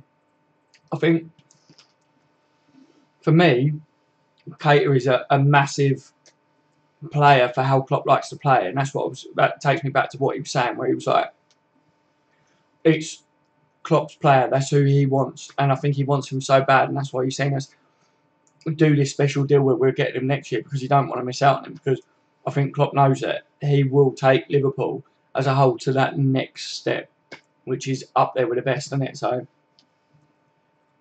people can wear Keita with Kante because he is black, but Keita is said to be the cross between Kante and Iniesta. Yeah, it's down to that stereotypical thing again, isn't it, really? I think you're right, mate, because they're similar size and all that. That's why they've been stereotyped, but it does annoy me. I'm admin of Facebook LFC fan groups, and I see people want to compare Klein with Coutinho and players like that. Yeah. You just can't do it, can you? How can you compare? It's what I was saying before. You can't compare like Mane to like Mignolet, can you? Because we prefer Mane, but if you put Mane in goal, it depends as well where they play and stuff, doesn't it? Like, you just can't compare like that, can you? But it is really annoying when you see it. Keita, Kante, and Casemiro. That's something to look at, isn't it? Can you imagine? I see Keita more a little Pogba than another Kante. A little Pogba. Oh, fucking hell, Gab. I just think he's. I don't think there's a player out there like Keita at the moment. I think he literally is everything. I can't compare him to anyone because I think he's just got it all. I think he's going to be massively really good for us. Now that would be a midfield. I know it's impossible. Just saying it would be sick. It would be sick, mate, wouldn't it? Comparing Klein with Coutinho. Now I have heard it all. Yeah. Yeah, exactly. It's impossible, isn't it, to do, guys? Let's face it. Yeah, seriously, it's crazy. This is what I'm saying to you. This is why I wanted to get your guys' views on all this shit about comparing them, because I really do think you can't, and you guys are agreeing. So I knew you would. Anyone who's missing Klein, by the way. I am, mate, because I do like Klein. Do you know what I mean? I'm missing him, but I'm glad in a way that Trent's had time to play and Gomez, because it's given them some experience, isn't it, that we need to compete on all fronts this year. And it's good to see that they have done well and they've been capable, isn't it? Do you know what I mean?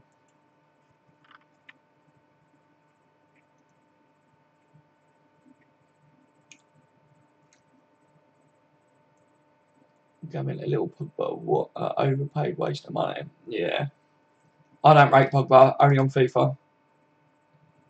I think they're ridiculous to pay that amount of money for him. He's just a bang average good football player, isn't he, really?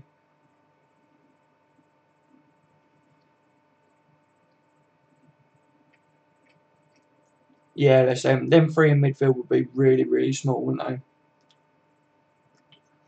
I think you've got to have balance, haven't you, across the board with the team. You've got to have a few small, quick, nimble players that are technically gifted, and then you've got to have your lumps in there, haven't you? I think really defences should be lumps, but we need pace in our defence as well because of the high line.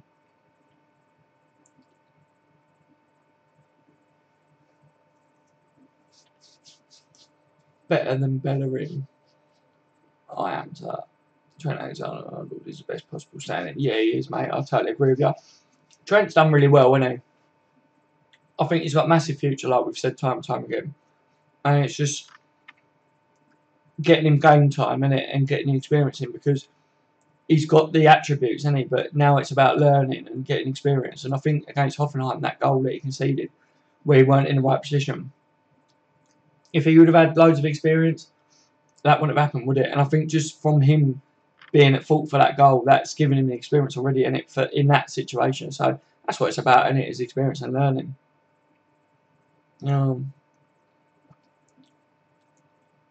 All games calling you out for a game, Gabby's. Can't right now, it's far too late. No, wait. That would be so funny. You guys have definitely got to keep us updated on that one, seriously. I can't wait to hear what's gone on with you boys with that. A Sunday League right back is better than Bellerin. Yeah. Mate, I'd be better than Bellerin. And I can only run up the pitch once. I can't fucking get back. Bellerin last year was like meant to be one of the best right backs in the world. What the fuck has happened to him? That goal that Salah scored against Arsenal, Bellerin was just a fucking... Their whole team was shit, wasn't it, really, in that game? But for me, I used to want Bellerin, but I wouldn't now. I'd rather play Gomez over Bellerin, right back. Gomez is a good player, but what I mean is, that's how much, when you look at Bellerin's meant to be an experienced, one of the best right backs in the world, and I'd rather play Gomez over him. It says it all, doesn't it?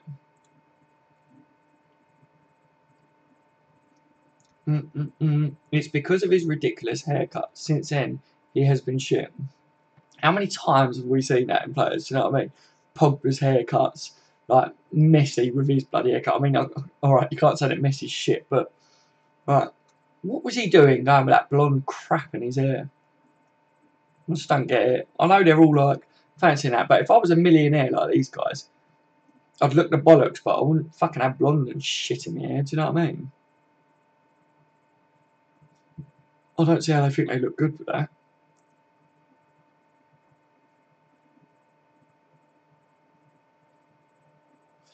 What's going on?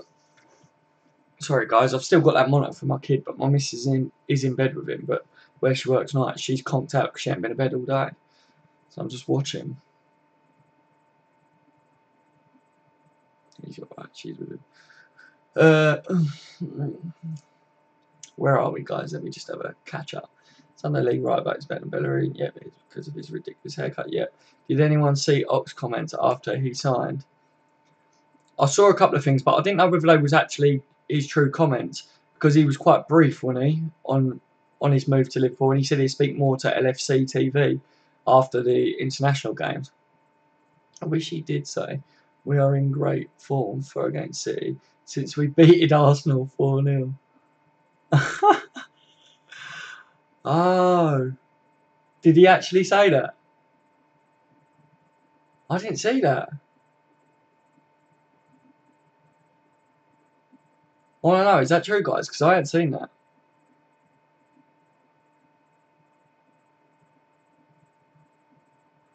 If he actually did come out with that, that's funny, isn't it? Peter says, Keita, I've watched a lot last season. His performance just kept getting better and better. But next year, he's in Premier League. Then we will see what he is made of. Yeah, that's his test, isn't it, Pete? Seriously, mate, I think this is what a lot of people was throwing at, wasn't it? That Liverpool was going to go in with such a high bid for a player that had one good season in the German League. And we don't know what he's going to be like if he comes into the Premier League. But it looks like he's going to have another quality season, doesn't it? It looks like he's going to be outstanding again. But even then, it would be good for us to see that he's had another good year's worth of experience and Champions League experience as well. Because obviously they're in it. That would be nice for us to see him get. Do you know what I mean? But I definitely think we've got to go in with a clean slate when he joins us and just take it how he is then and not compare him to how good he's been in the German League. Because it's completely different, isn't it? I was saying about players earlier, it's so different. It does get to me when people go, oh, this player would be fantastic at any team, because you just don't know that Lionel Messi could come to the Premier League and not do good. Lionel Messi doesn't do fuck all for Argentina, does he? Let's face it. Like, so you can't say that he'd be good in the Premier League or anywhere else, can you? It's one of the reasons he probably hasn't ever left Barcelona. According to the Echo, that's what he said. Right, I'll have to have a look. Was this today, Gavin? Because I haven't been on the Echo today. So like I say, I was out with the family and that, so I needed to catch up on some family time with him. But I'll have a look at that. But if he can do it in Stoke, he could do it anywhere. Ah, yeah, you watched the Stoke highlights. He was quality, wasn't he, against him? Even though it was pre-season, to be fair, but he did look really good, didn't he? Well, good night from Sweden. Must go now. You're right, Peter. Okay, mate. Take care. Thanks for coming to the stream, buddy, and always a pleasure to have you, mate. I didn't know you was from Sweden. Had you told me you was from Sweden? Yeah, actually, you did, didn't you? Sorry, man. Yeah, take care, buddy. Have a good one, and I'll see you soon. Yeah.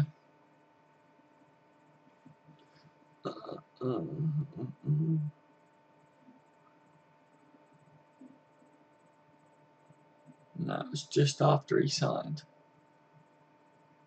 Right. Yeah, I've missed that one.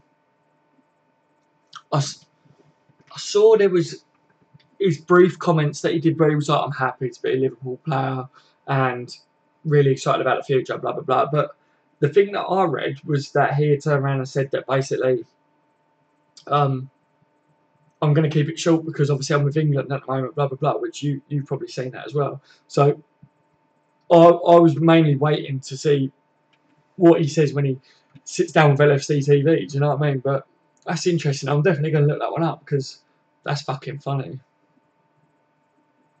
That was confirmed to be fake. If he did say that, he's savage. Yeah, yeah. I want to know. I want to know whether it's true or not because yeah, that is well savage, isn't it? It's like have you guys seen that clip where it's like after the game where Arsenal won the cup and Chamberlain's talking to like Gerrard and all that, and they said about something, and he said, "I always wanted to be like Steven Gerrard, like I'm a fan of his and all that, like sort of thing."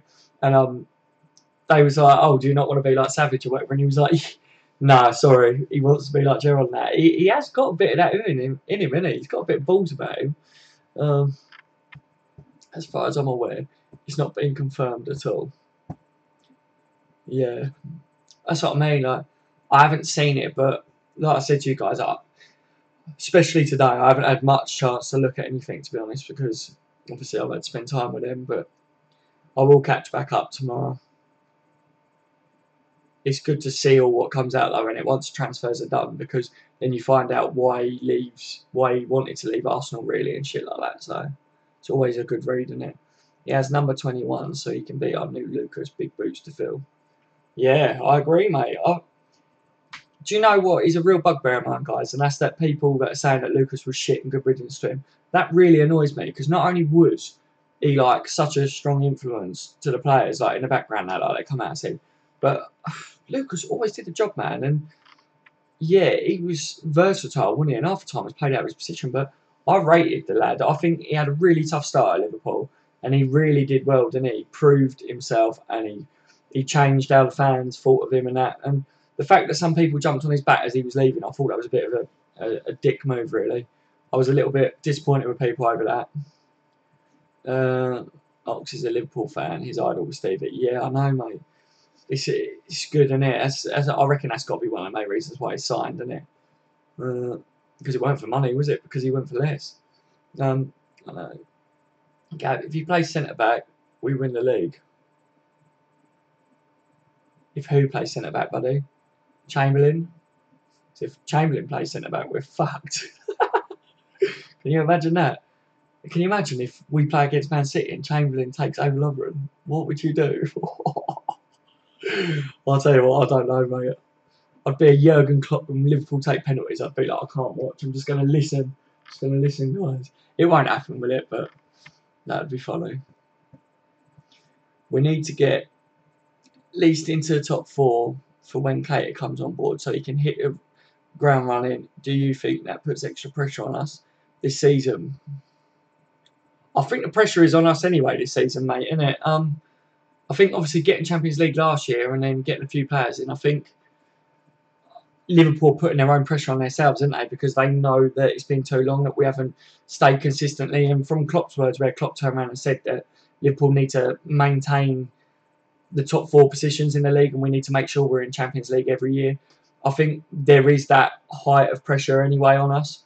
So I don't know whether it adds more pressure on us for the fact of Keita coming, but I do agree with you that, like I said earlier, I think we need to get top 4 next year. We need to get a Champions League spot again. And then adding Keita to a team that is capable of already getting us into a Champions League again, then it's only good, isn't it? There's nothing bad about that situation. And I think Keita obviously wants to come to Liverpool as well because he wants to play in Champions League. That's obvious. And imagine if his team gets Champions League next year, that he's at the moment, Leipzig, and Liverpool ain't got it. A bit disappointing for him, isn't it, as well, really? But we are a bigger club than Leipzig, so it's not all about Champions League, but to a lot of players it is, and it's a lot of moolah as well, when they get a lot more money as well for playing in Champions League. On deadline day, Chelsea signed drink water and Everton signed drink drive.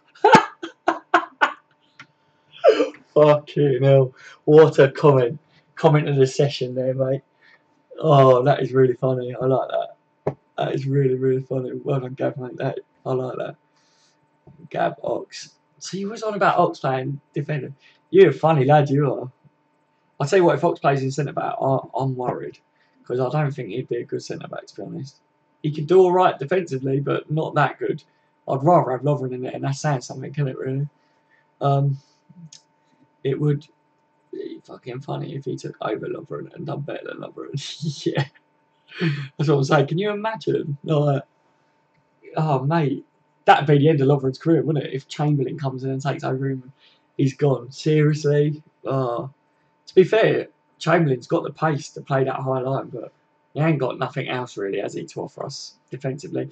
If Lovren could have Chamberlain's pace, then yeah, we'd have a better player on our hands, wouldn't we? It seems that Firmino and Rooney have things in common. Yeah. Oh, the drink driving thing, like, yeah. Firmino doesn't shag Granny, so. Oh, mate, it's all coming out now, isn't it? This is brilliant. I don't know, Firmino might like a good old granny from time to time. Do you know what I mean? Who doesn't like a bird that can take her teeth out? Oh, dear. I mean, frunk driving. Drunk driving. Firmino doesn't eat all the pies either. No, mate, that is true. And it's Firmino's own hair, isn't it? Let's face it. Oh, mate. All the pies. All the pies. All the pies. Trust you to bring up the pies.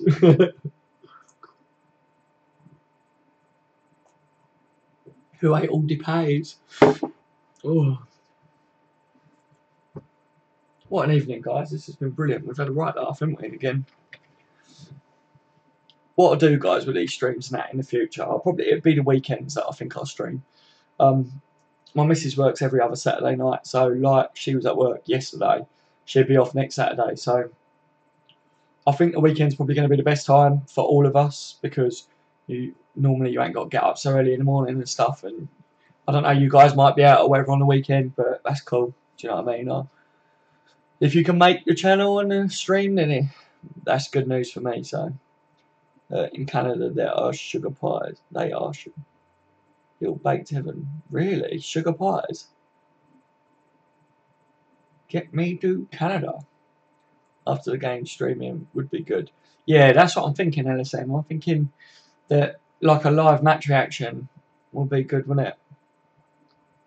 Like it would mean that I could get your guys' views on it as well, because then what I do is the day after the game, we do like a main talking points video or whatever that I can release, but I can use some of your lot's key points for that video, if you know what I mean. Like, I want to start shouting you guys out as well, like in my videos, because you like need all the respect in the world.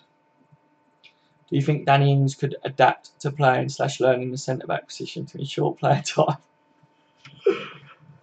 I think Danny Ings would give it a go, wouldn't he? To be honest with you, I think Danny Ings is just that sort of character that He'd try anything, wouldn't he, mate? Do you know what I mean? Like, but yeah, I think the outcome in it of it all, guys, is we need another centre back, and with Danny Ings needs game time, and I'd like to see him get some game time, like, and not push him too quick. But yeah, if we can have him back for next year, then it's like having a new signing, isn't it? Getting Danny Ings back, he'd be back this year, but I just don't want us to rush it and he ends up out injured again, because I do rate the guy.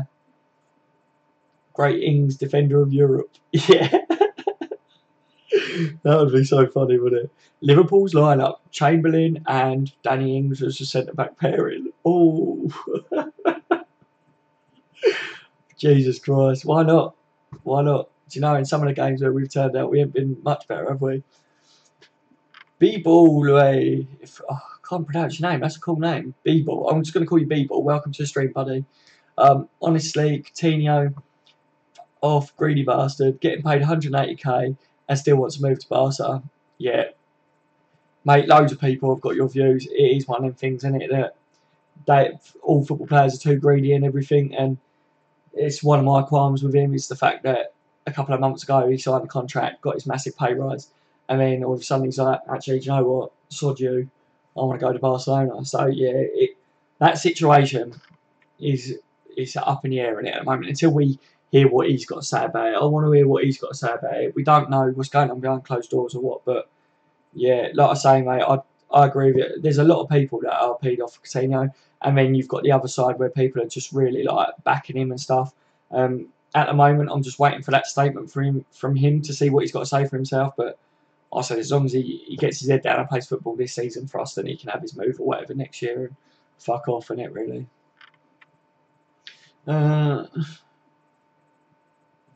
So where are we? I think that if he is going to do video games, he should make a part channel for that. Fuck it, put Milner in centre back. He was our best left back last season. Yeah, why not, mate? I think, to be honest with you, it wouldn't hurt, would it, to try anything this year? Do you know what I mean? Like, Firmino is one of the best tacklers in our team, so put Firmino in there. Why not? Firmino and Milner in centre back for the Champions League games, boys. That's what it's all about, isn't it? No, if Ings gets a little tackle injury, yeah, that's the thing, Gab. That's what I'm worried about, mate. That's why I don't want us to rush him back in.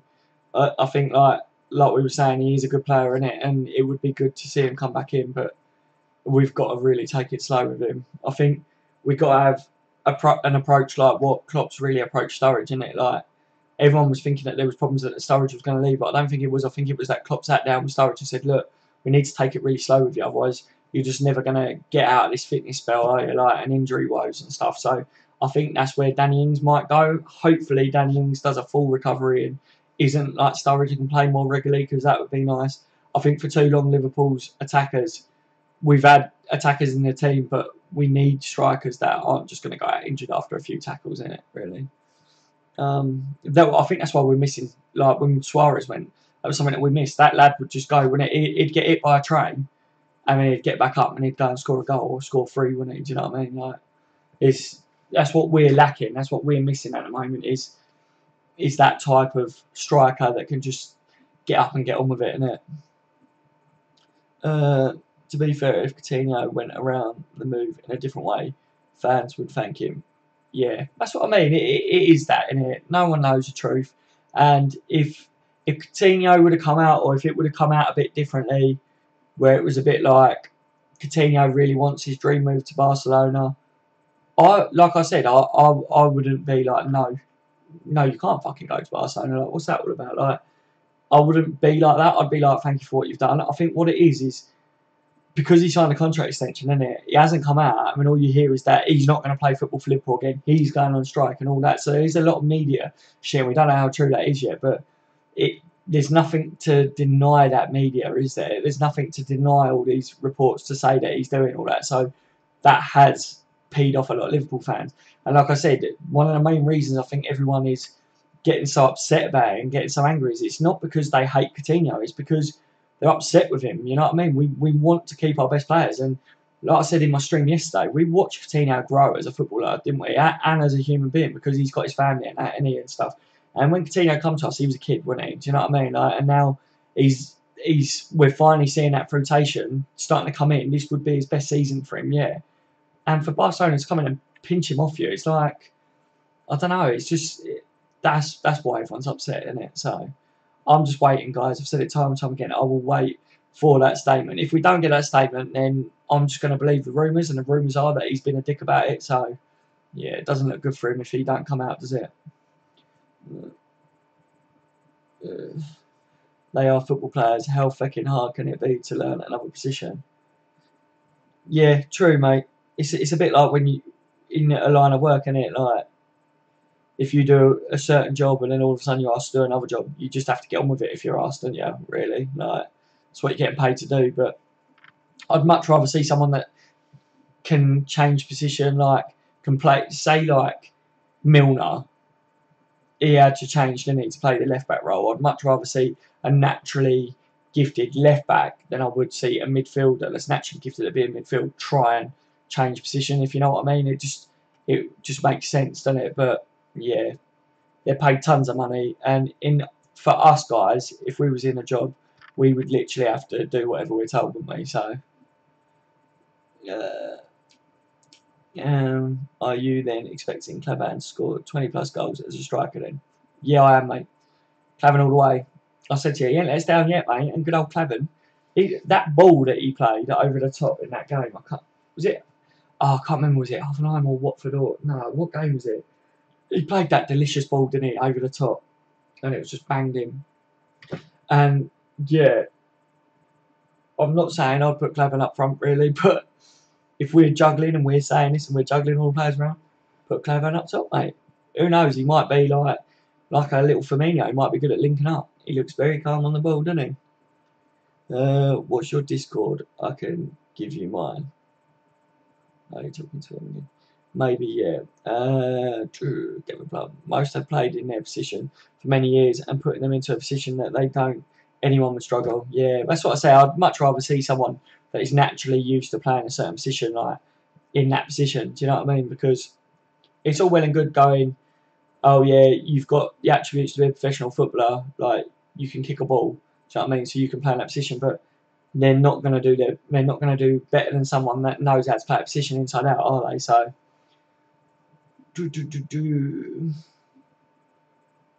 B-ball. Remember when we signed Lambert? That shit cunt.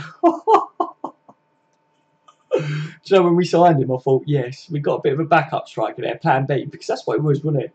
Lambert was like our Plan B, and we did the same, didn't we, with Benteke and Andy Carroll? It was always Plan B, Plan B, Plan B, getting the big players. But Lambert's another Liverpool fan, so I don't want to slate him because he's one of us, and do you know what I mean? But he didn't do anything, did he, really? But then again, he come from Southampton, didn't he? He's at the end of his career, really, so I wasn't expecting much out of Lambert, to be honest with you, so I wasn't that disappointed because I didn't give him much hope, but just see a Liverpool fan get his run out in the Liverpool. It's like Bellamy, isn't it? Bellamy's a good player though, but Bellamy, Liverpool supporter, you know what I mean? So to see a Liverpool fan play for Liverpool is always good because you know they're going to give their best. Sometimes their best isn't good enough, but you know, like it's like seeing homegrown talent, and like Trent Alexander-Arnold, Jamie Carragher was, Steven Gerrard, homegrown Liverpoolians, Liverpool players.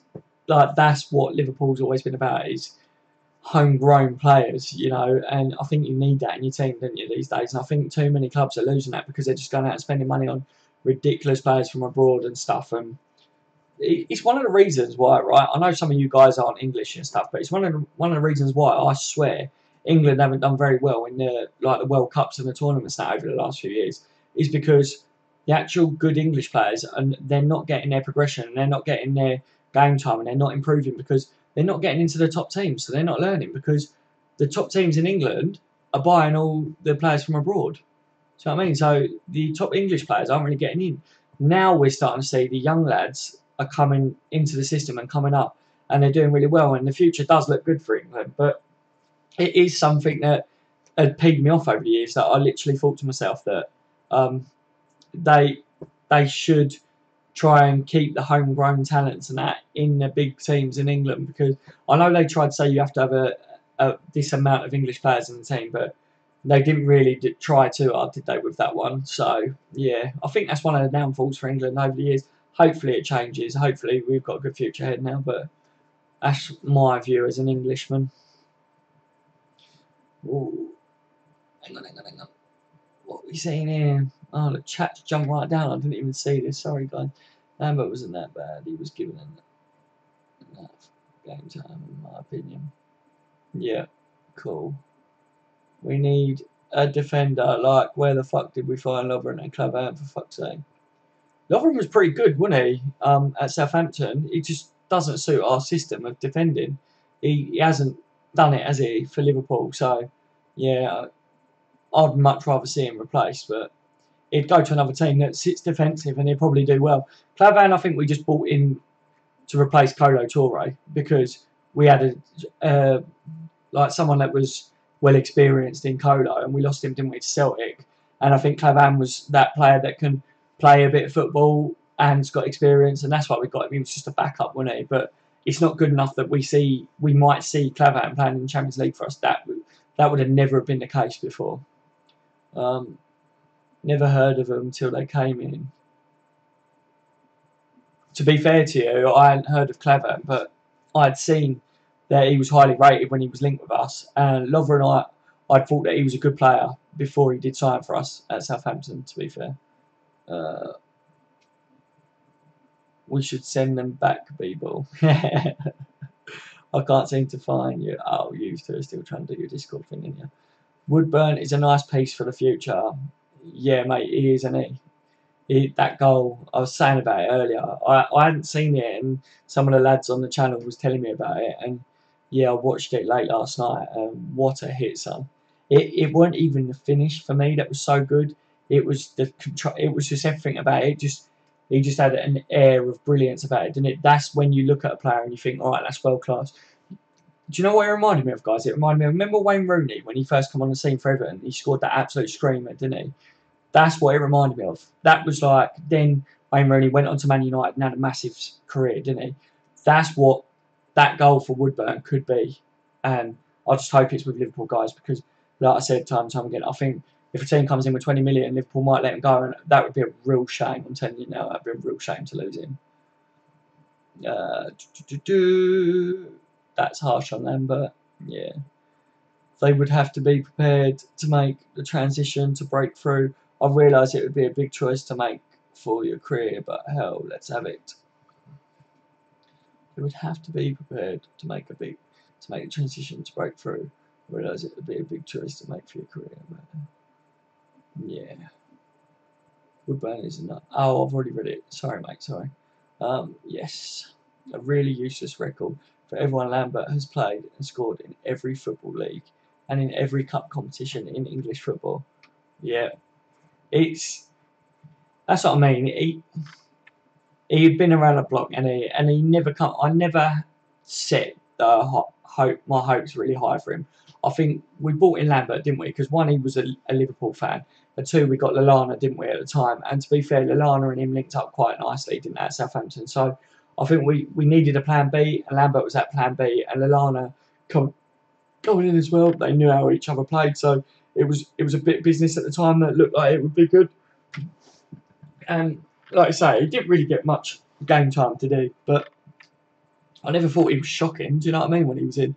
But like I say, I never had massive hopes for him. I just was happy to see the lad get a run out in his favourite team. Imagine one of us, we all love Liverpool Football Club. Imagine if you got to play for Liverpool Football Club. It's a dream, innit, guys? It really is. And he got to fulfil it, you know? So fair play to him. Hats off to him.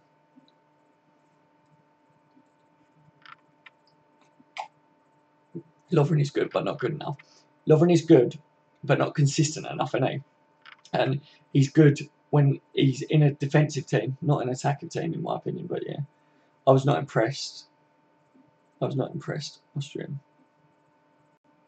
What was you not impressed with, mate? Let me know, Gab. B-Ball, how do you think Ox is going to do at Liverpool? I think he's going to do really well, mate.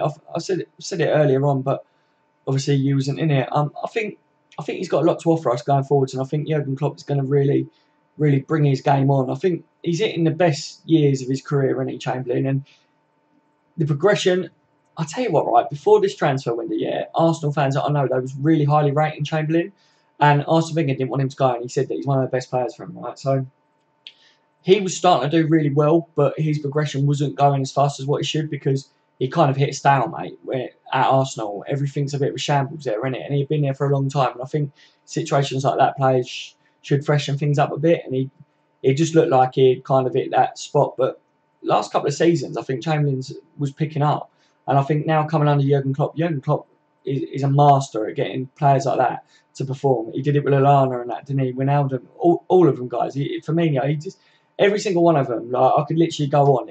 Klopp is a tank, isn't he, when it comes to getting them players to play good. And I think Chamberlain's going to be another one of them. And to be honest with you, mate, I think he's going to do really good.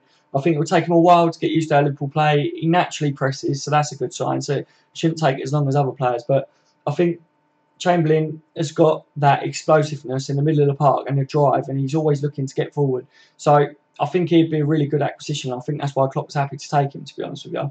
So yeah, I think that's a good bit of business there from us guys. And people go, we overpaid for him. That's bullshit. We didn't overpay for him, right? I know he had a year left on his contract, so that's why people are saying it. But if you look at an English player in today's market, with how these players are all going and the prices now, Sigurdsson going for 50 million, 55 million, whatever, right? Chamberlain for 35 million, it is a good bit of business either way. Doesn't matter whether he's got a year left on his contracts, mean nothing. That's what we were saying earlier. That's a steal for us, I think. I think give him 2 seasons at Liverpool, and that lad, players will want him, and they'll have to pay 90 million for him. Simple as. I hope I'm right anyway with that one. My favourite Premier League goal of all time was Shearer's volley against Everton for Newcastle. Yes, I know exactly the goal that you're on about. That was absolutely sick. There's been some absolute screamers, isn't there? Especially over the years. Like when you look back in like the olden days and that, like some of their goals, they make it look easy. Like people say, if their players were in their prime against our players now, they wouldn't stand a chance. I think that's bullshit, mate. I think they'd give them a fucking run for their money. Do you know what I mean? They're absolute legends that used to play football, and they got on with it, didn't they? They didn't mess around either. If he can focus on one position, then good. Surely under the wings of Klopp. Yeah, I think he wants to play centre mid, doesn't he? And I think Klopp's given him assurances. Otherwise, I don't know whether we would have seen him come. So yeah, I think he'd more than likely be in the midfield. He'd be fighting for the position with Lallana. I think he's probably like our replacement for Lallana when Lallana's injured. Like we've got an injury to him at the moment, and Chamberlain will jump in that spot at the moment. Woodburn's goal kicked us out. Who kicked you out, bud? Oh, you was not impressed with Woodburn's goal, really? I was, mate. I thought it was an absolute blinding goal. For a young lad to pull off that was an amazing goal. Like I've seen some goals in the past that have been better than that, but you've got to look at it. That he's a young lad. He come on playing for his national team. He hadn't been on long, and bang, he scores a composed finish like that. I rate it, mate. I think it was quite good. Against Leeds, Gab. Salty. Against Austria. Oh, yeah. Oh, I get it now. Oh, sorry, bud. A little bit slow. Trying to keep up with everyone. Jurgen Klopp. Na na na na. Yes, mate. You love it, don't you, guys? You love all the songs. I love it. It's brilliant. Jurgen Klopp. You got me singing it now. You don't want me to sing it because my voice is short. If Walker and Stones is worth 50 million, then Lovren is worth 80 million. 8 million minimum. Yeah, that's what I'm saying. Lovren just doesn't suit our style of play, but Lovren is up there with the defenders in the Premier League. He was at Southampton. He was classed as the best defender at one point. So, well, he was definitely up there with them. So yeah, I think, to be honest with you, I think it's ridiculous the price that players are going for in that. And I hope that we get the best out of Lovren, but if we haven't yet, then I'm a little bit sceptical that we will. Do you know what I mean? And I really don't think we have had the best out of Lovren. I think we've had some good games from him, but consistency-wise, we haven't had the best out of Lovren. How could these do Hollandish shit too? These two, funny as anything, you know. That's true. Can't deny that. Bebo, should we really keep Coutinho? I mean, he's a good player for us for the last three or so years. But if we get 150 million for him, which he's not worth that much, we can get 3 quality players with that. Yeah, it's one of the things that I was trying to weigh up, mate. I think that amount of money is ridiculous for any player. So it is a lot of money, isn't it? There's people out there starving and they're throwing around that amount of money for one player. It's beyond me. But Liverpool got Coutinho for like 8 million. So to sell him on for 150 million is brilliant business sense. But as a statement, I think FSG wanted to move Liverpool on as a club and for people to not think that they can come and poach our players. And I think also that it's not just about other FSG making other clubs realise that they can't just come and take our best player. I think it's like a little bit of a message to the rest of our players as well, and to players that sign for Liverpool, that if you come and sign a contract with us, within a year or two, you're not just going to be able to fuck off to another club because you want to. You come and sign a 4 or 5 year contract with Liverpool, you will be staying. And I think that's partly what they've tried to do with this one. I think that's what it is. I think if a player's unhappy at a club and they're not performing, then I don't see what's the point of keeping them. Like with the Virgil van Dijk thing, I think I can't see why Southampton would keep that player, because to them that is a lot of money that they could have really strengthened their team and tried to push to get up towards the top four. And they're idiots because they've kept a player that doesn't want to play for them. And yeah, they're not going to get in the top four, are they? So that Virgil van Dijk deserves Champions League football, doesn't he? Or Europe at least. And Southampton can't offer him that. So yeah, it's a no-brainer really. I think with Coutinho, I think he's horrible because I want Coutinho to just be happy at Liverpool, and I'm gutted, like I said, that he wanted to move. But if the price is right and he doesn't want to play for us, then yeah, so be it. Do you know what I mean? Like, open the door and let him go, innit? It's up to him. If it's better for him, it's better for us in the long run. Then you can't complain, can you? England is worse than both. Yeah, yeah. We ain't the best, are we, Gavin? Offload, yeah. England is going to the World Cup, and Austria and Holland not. Yeah, but England always go to the bloody World Cup. But do you ever see us do anything? No. We just end up passing back all the way through the World Cup. According to Barcelona, we wanted 200 million for Coutinho. We got to World Cups and then got knocked out by the worst country in the competition. Yeah. Yeah, I saw that, Gavin. That they said that we wanted 200 million for him. Apparently, that we rung them panicking towards the end and saying, all right, if you come in at 182 million, then we look to start to negotiate. I think that was bullshit. I think that's Barcelona again trying to play with the media and stuff. I think that was denied by Liverpool, and Liverpool would deny that anyway because they don't want that to come out, do they? But especially now that we kept Coutinho. But I think there's a price on any player, isn't there? Let's face it. If Barcelona would have come in with 200 million, Coutinho would have gone. I think so. How can you turn around and say no to that amount of money when 200 million? Look, in the last 3 transfer windows, right? Liverpool have spent, like you said earlier, 30 million is our net spend. So imagine if we got 200 million for one player, how much we could improve our team. You'd just be idiots to turn it down, wouldn't you? And like I say, it's sad because Coutinho's a good player and will go on to great things. But yeah, that amount of money, I think he would have gone, wouldn't he?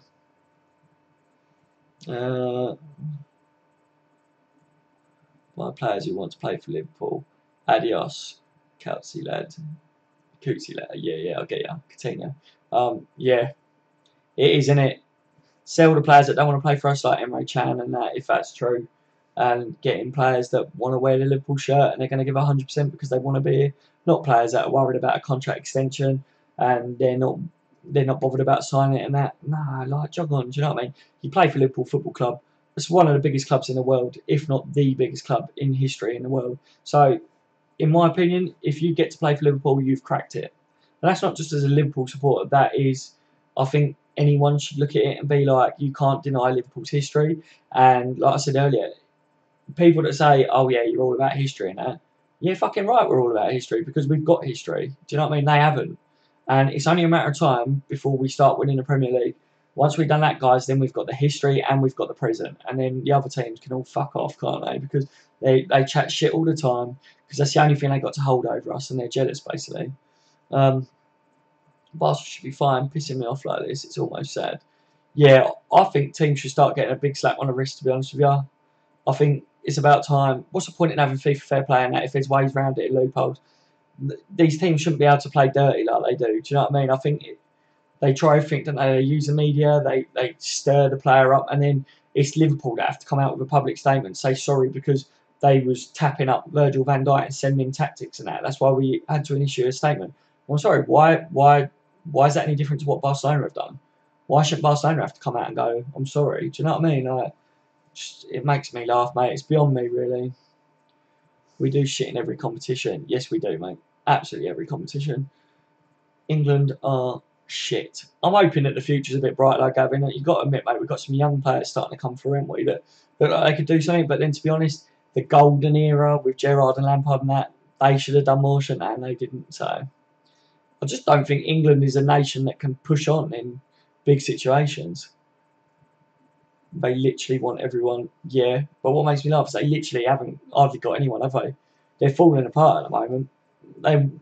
We all know it's Barcelona, and they'd be all right because, of course, they will. They always are, but they haven't done too good, have they? Like they've lost out on a lot of transfer targets, so their tactics are starting to grow thin, aren't they? They're starting to get old, I think.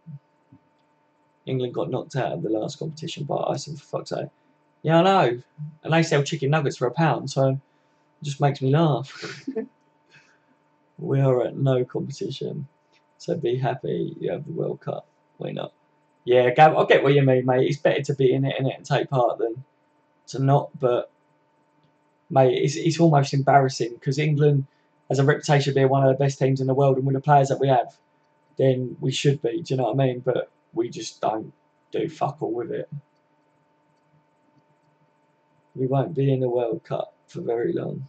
Nah, not at all. We try, we fail, and then we say next time, guys, next time. Shall I tell you what it is? When was the last time England had a really good manager?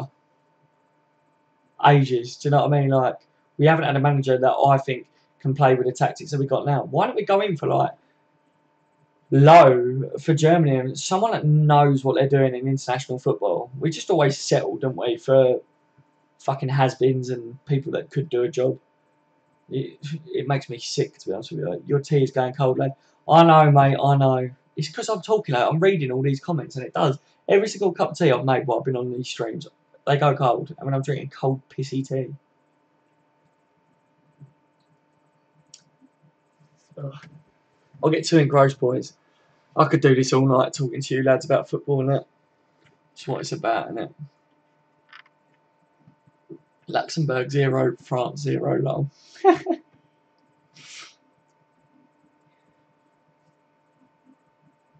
What's this shit on? I've got the fucking TV on.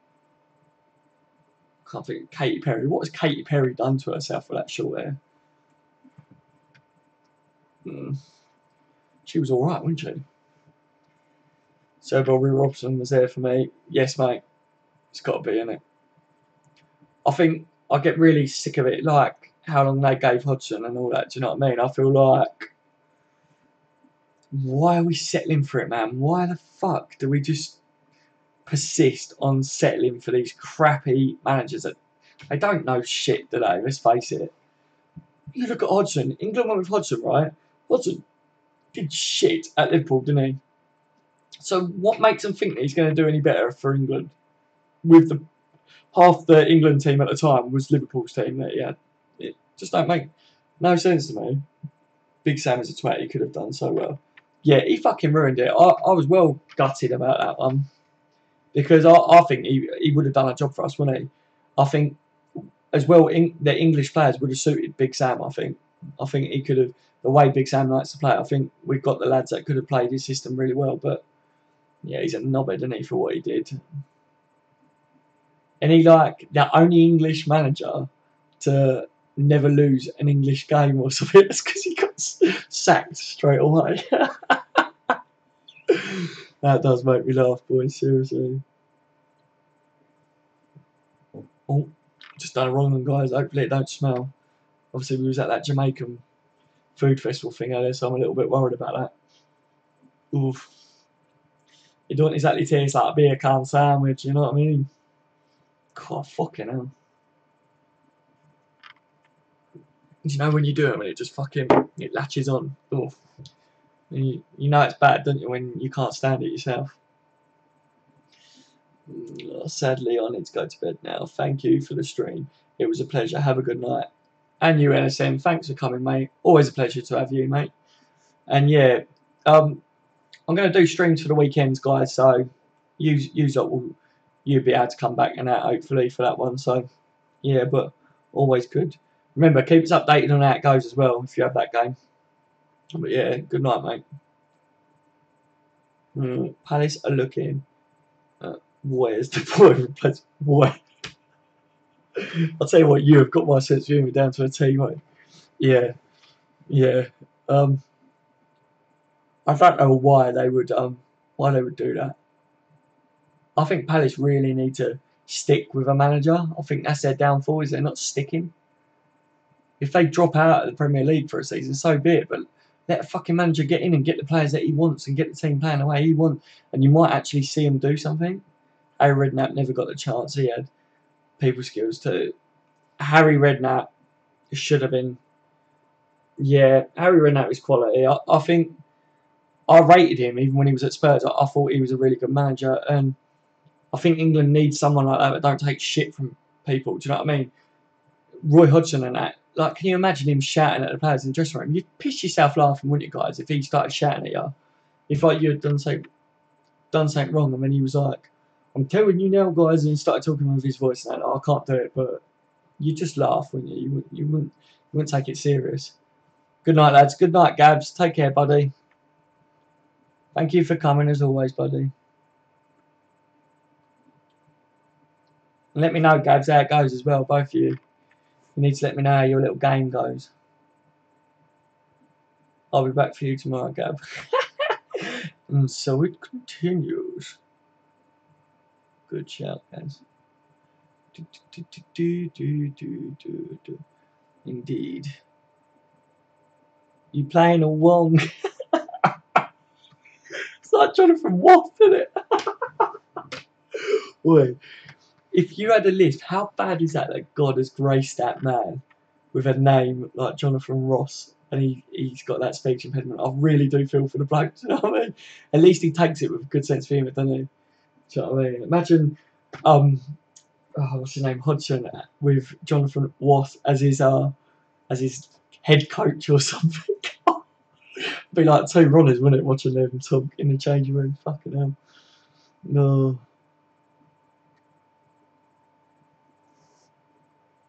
What time is it? Fucking hell, lads, we've been at this for over 3 hours. That has gone quick, isn't it? I can't believe how quick that's gone. Sensible shoes and socks. Oh, mate. Oh.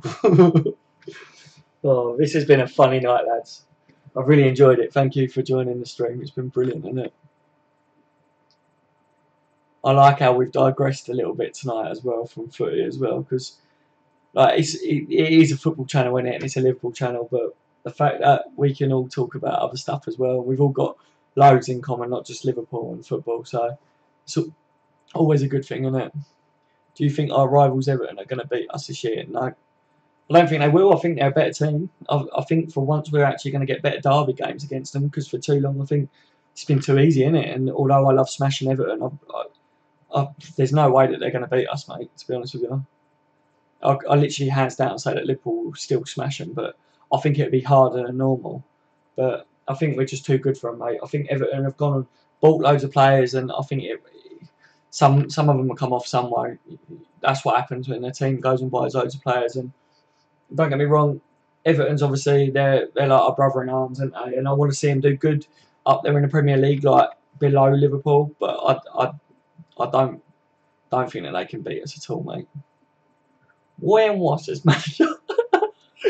I bought a toy putty cat. I did. YNWA as manager.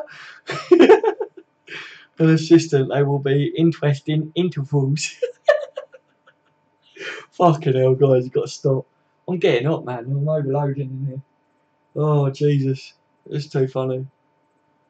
Oh, I apologise to anyone that's watching this because they have a speech impediment, because I don't mean to take the mic, but you've got to be honest with you. You've got to have a laugh at it, yeah, and that would be entertainment, wouldn't it, guys?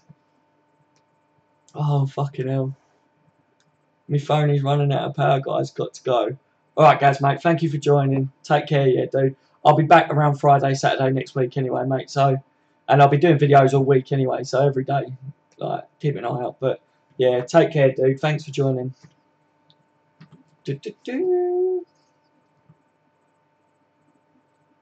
And then there was two, Gavin. Well, there's three of us, isn't there? Because B-Ball's still about. He's still coming in. Then there was three. To be fair, we have been at this a long time. I'll shut it down in a minute because I need to get a few things sorted out before I get off to bed. Got to get up tomorrow. But yeah, it's been wicked though, isn't it, guys? Eh? It's been a quality stream. As always. Come on, go to sleep, you little nutter. Yeah, she's on him as well. See, sweet dreams of Premier League, Premier titles. Yes. We'll all be dreaming of that, mate. And it will be true soon. It will come true. Seriously, I think the day we win a Premier League trophy, I'm just going to chisel all over the floor or something. Do you know what I mean? Like, that has been something that we've needed in it for a very long time.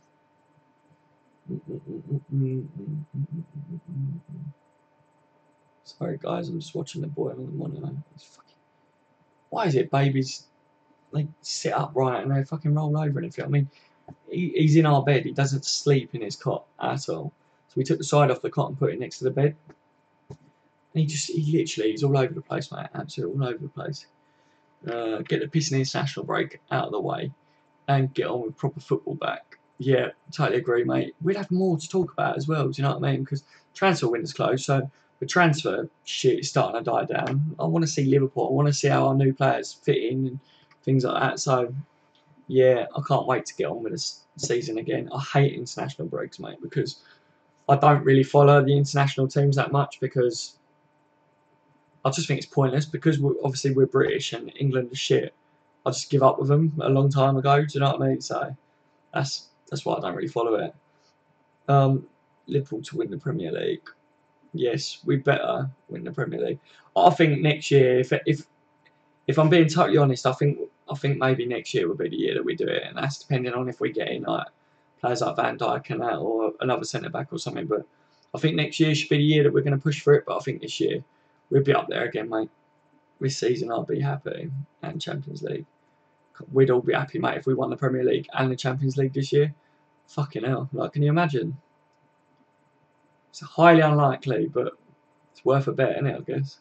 Klopp did say in his first presser that he wants at least one league title in his first 4 years. Yeah, I know. This was something that I was thinking about the other day, right? I thought he's gonna want it, isn't he? Because he is gonna look like a bit of a mug because he did come out with that, didn't he? Where he said, I think if you look back after 4 years, we would have won a trophy, like, or whatever. And he wants that, doesn't he? That's obviously his plan. Was the fact that he come out with that, he obviously did have a plan, and the plan hasn't quite gone as to plan, has it really? Do you know what I mean? Like, but yeah, I think we're in the right direction, aren't we, lads? I think it is going the right way, and hopefully we can get that trophy finally over the line. And like I say, with Gerrard being at the team, do you know what I mean? Hopefully Gerrard has a part to play in it behind the scenes as well, so that he gets to lift that Premier League trophy with the lads. That'd be nice, wouldn't it? That'd be a nice touch. Keita in, yeah, next year would be sweet, wouldn't it? What a transfer for us. I know, mate. Absolutely amazing transfer, isn't it? I think that was the best deal of this transfer window, even though it wasn't for this transfer window, if you know what I mean. Just because I purely think there's no one else out there like Keita at the moment. I think he's one of a kind. And I think he's going to be a revelation for Liverpool. And I think Premier League teams are all going to be like, shit, that player is something else. He's got it all as far as we can see at the moment. We've just got to wait and see how he does in the Premier League. And for us, I think he's going to hit the floor running, guys, to be honest. For me, if we get a decent centre-back in, we will challenge. Yeah, that's my views, mate. I think that's exactly the same here. I think that was my one real disappointment from the transfer window, is that I thought that we should have got a centre back in. If we couldn't get Van Dijk, that we knew, we should have got someone in to replace Sacco. They knew that Sacco wanted out, didn't they? They knew that he was going. Klopp didn't want to back down and let him back in the team or whatever. So they should have got another centre back in, because we are shy of that spine going through Liverpool, aren't we? Now, if you keep Coutinho in the midfield, well, this is what I say about next year, yeah, because if you imagine if we got Keita in midfield, someone like Van Dijk, or a good centre back to pair with Matip, and then you've got Firmino if he's playing really well. Slanky might start to play, Sturridge might be back, but you've got that spine in the team. We like Mane. So it's been too long in it where a lot of people have gone, Liverpool haven't got any world class players. They've got really good players, but they ain't got any world class players. I think for years Liverpool have been borderline. Their players have been borderline world class. So I think it's time, isn't it, that changes, and I think that our players are getting better, and I think that they're all starting to push on now, but we need to get in a couple of players as well. I think we can't just keep sticking with what we've got, can we? And we've touched on it before, mate, haven't we, that we've got to change that zonal marking shit, because that we're never going to win major titles, I think, with zonal marking. We just get caught out and unstuck and lose silly points. Might be alright in the Champions League, because it's the British teams that really know how to play against that zonal, in it. So trust the process. Yep, that's what it's all about. It's a waiting game, innit? Of course, we all want to see it, but we just got to literally trust what FSG is saying is happening now, and things are moving in the right direction. And so I'm just jumping on the bus and waiting until we get to that Premier League titles stopped. You know what I mean? So it's all good. Do you think we will get Lamar for the next window? I don't know, mate. It is one of them things that I would love Lamar, and I know a lot of you would. And I think Liverpool are definitely going to test the waters again in January for him, because we was in for him, but we didn't want to pay 92 million for him in this transfer window just close. So his value is only going to go up, in my opinion. So I don't know whether we will get him, because I don't know whether Liverpool will pay that.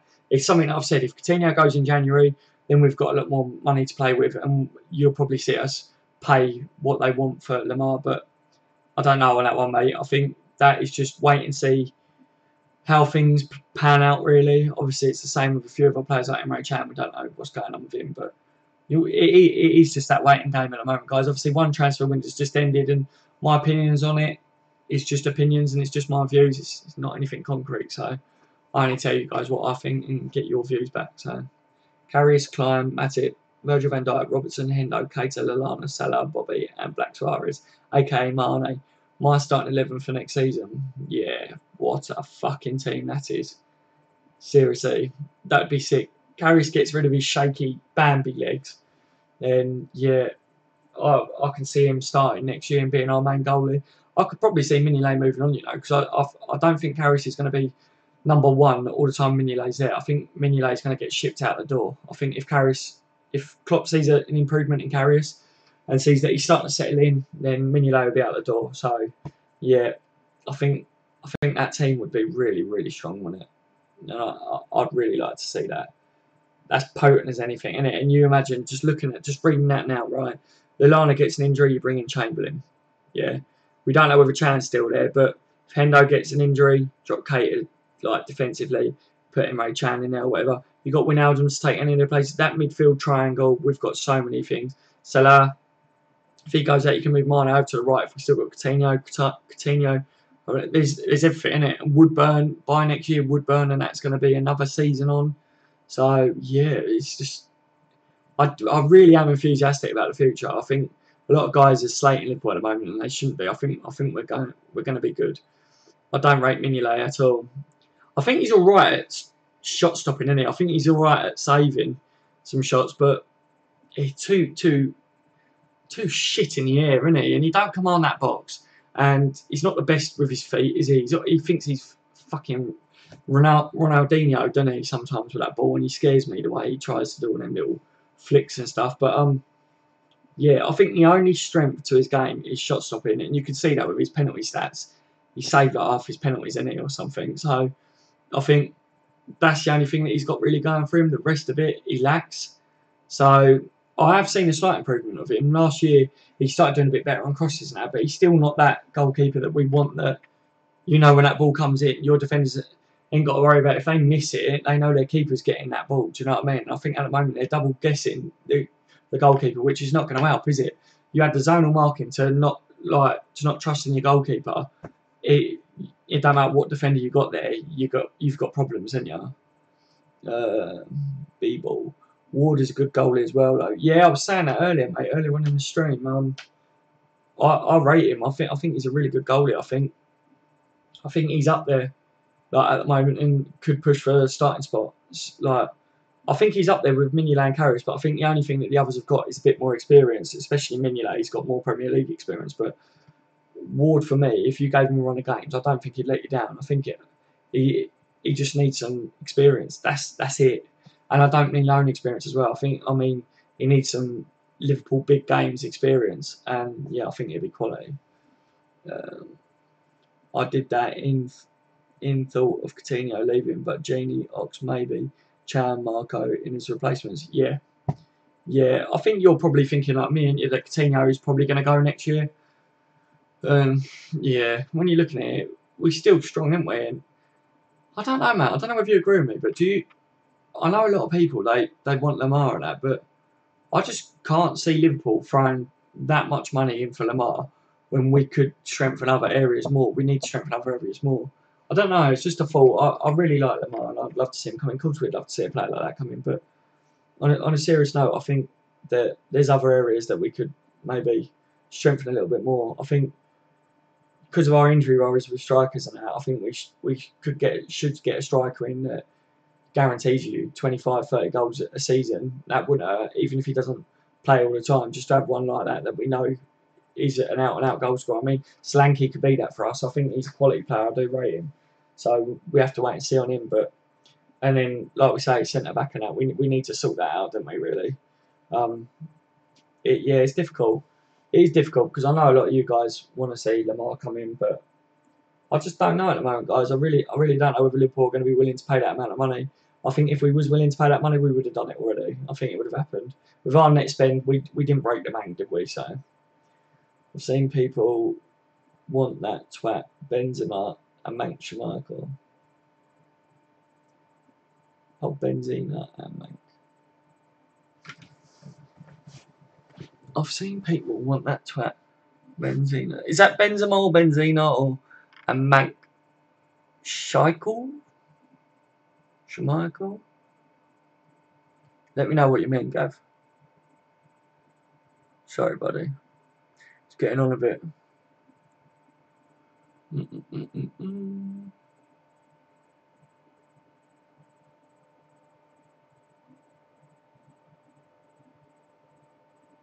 Fucking hell. 3.5 hours, boys, we've been going. Benzema from Madrid, yeah. I don't get why Real Madrid have kept Benzema all these years. He was a good player, wasn't he? But I think he's losing it. I think they need to get him out the door. And to be honest with you, I think go to Arsenal because, yeah, I think it'd suit Arsenal, sinking ships and all that. I'd much rather him go to Arsenal and we get Lacazette. I'd take that. Do you know what I mean? Casper from Leicester. Yeah. Casper, I think, is a good goalkeeper, but I wouldn't want him just for the pure fact of who he is. Do you know what I mean? Like, having his dad come to watch him at our games, I don't think so.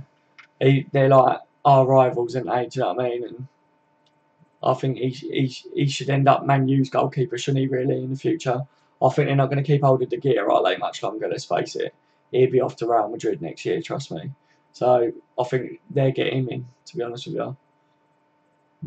I don't know who we should get in goal though. If we was to go out and buy a goalkeeper, loads of people have said that we should go out and get a goalkeeper. But I think the only one that I've seen that I would want is the one from Atletico Madrid, man. He's quality. Benzema 70 for in the LFC are too small for him. Yeah, I remember. Like I say, I thought he was a good player, but I remember things like that. And I remember being heavily linked with him and being like, yes, we're going to get Benzema. I mean, I saw he started coming out with shit like that, and I was like, nah, wanker. Butland's a really good shout, man.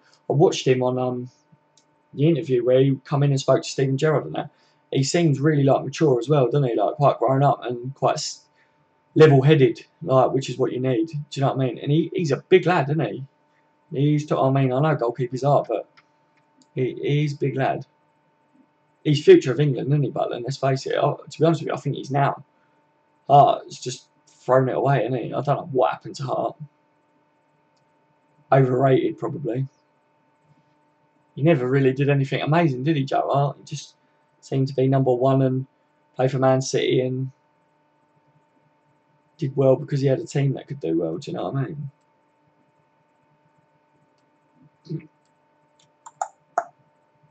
Right. I'm going to call it a night, guys, because it's been 3.5 hours and it's been an absolute pleasure. And one of the main reasons I wanted to do this tonight is because obviously last night I had to rush off. And thank you for being understanding and that. Tom Heaton. There's loads in there, mate. There is loads out there, but I'd really like that. What's his name from Atletico Madrid? He's quality. What's his name? Blick or whatever his name is. I can't think of what his name is. But yeah, I'm going to shoot off, lads. Like I say, it's been a pleasure. And anyone that's watched this after it's like finished streaming, if you know what I mean, feel free to leave comments and that on any of my videos, and I will reply to you if you want to talk about anything that we've spoke about in this stream. Yeah, I'll be releasing a video tomorrow, as always. And what I'll do is I'll probably be streaming Friday or Saturday. It'll probably be more Saturday. Yeah, right. I'll say it for definite. So any of you guys that want to see the streams and want to join in, let's say Saturday next week, I'll stream, yeah. And hopefully all you guys can come along because these streams are made by all you lot as well, aren't they? Do you know what I mean? So, but yeah, Gavin, thank you, mate. You've been a star. You've been all the way through with me, ain't you? So look at us, boys. Sunday night, we're chatting shit about Liverpool, and the other boys are having little rows, aren't they? Starting wars and stuff, you know. Oh, that was mad, wasn't it? Couldn't help but laugh, mate. And B-Ball, if you're still there, mate, absolute legend. Thank you for joining the stream today, mate. You seem to be a new one that's joined in, and yeah, it's brilliant, mate. To everybody that has took part, thank you and goodbye. And yeah, don't forget to leave a thumbs up on the video afterwards, guys, because it helps rank it up and that and stuff. But yeah, take care, you lot. Bye bye, bye bye, bye bye.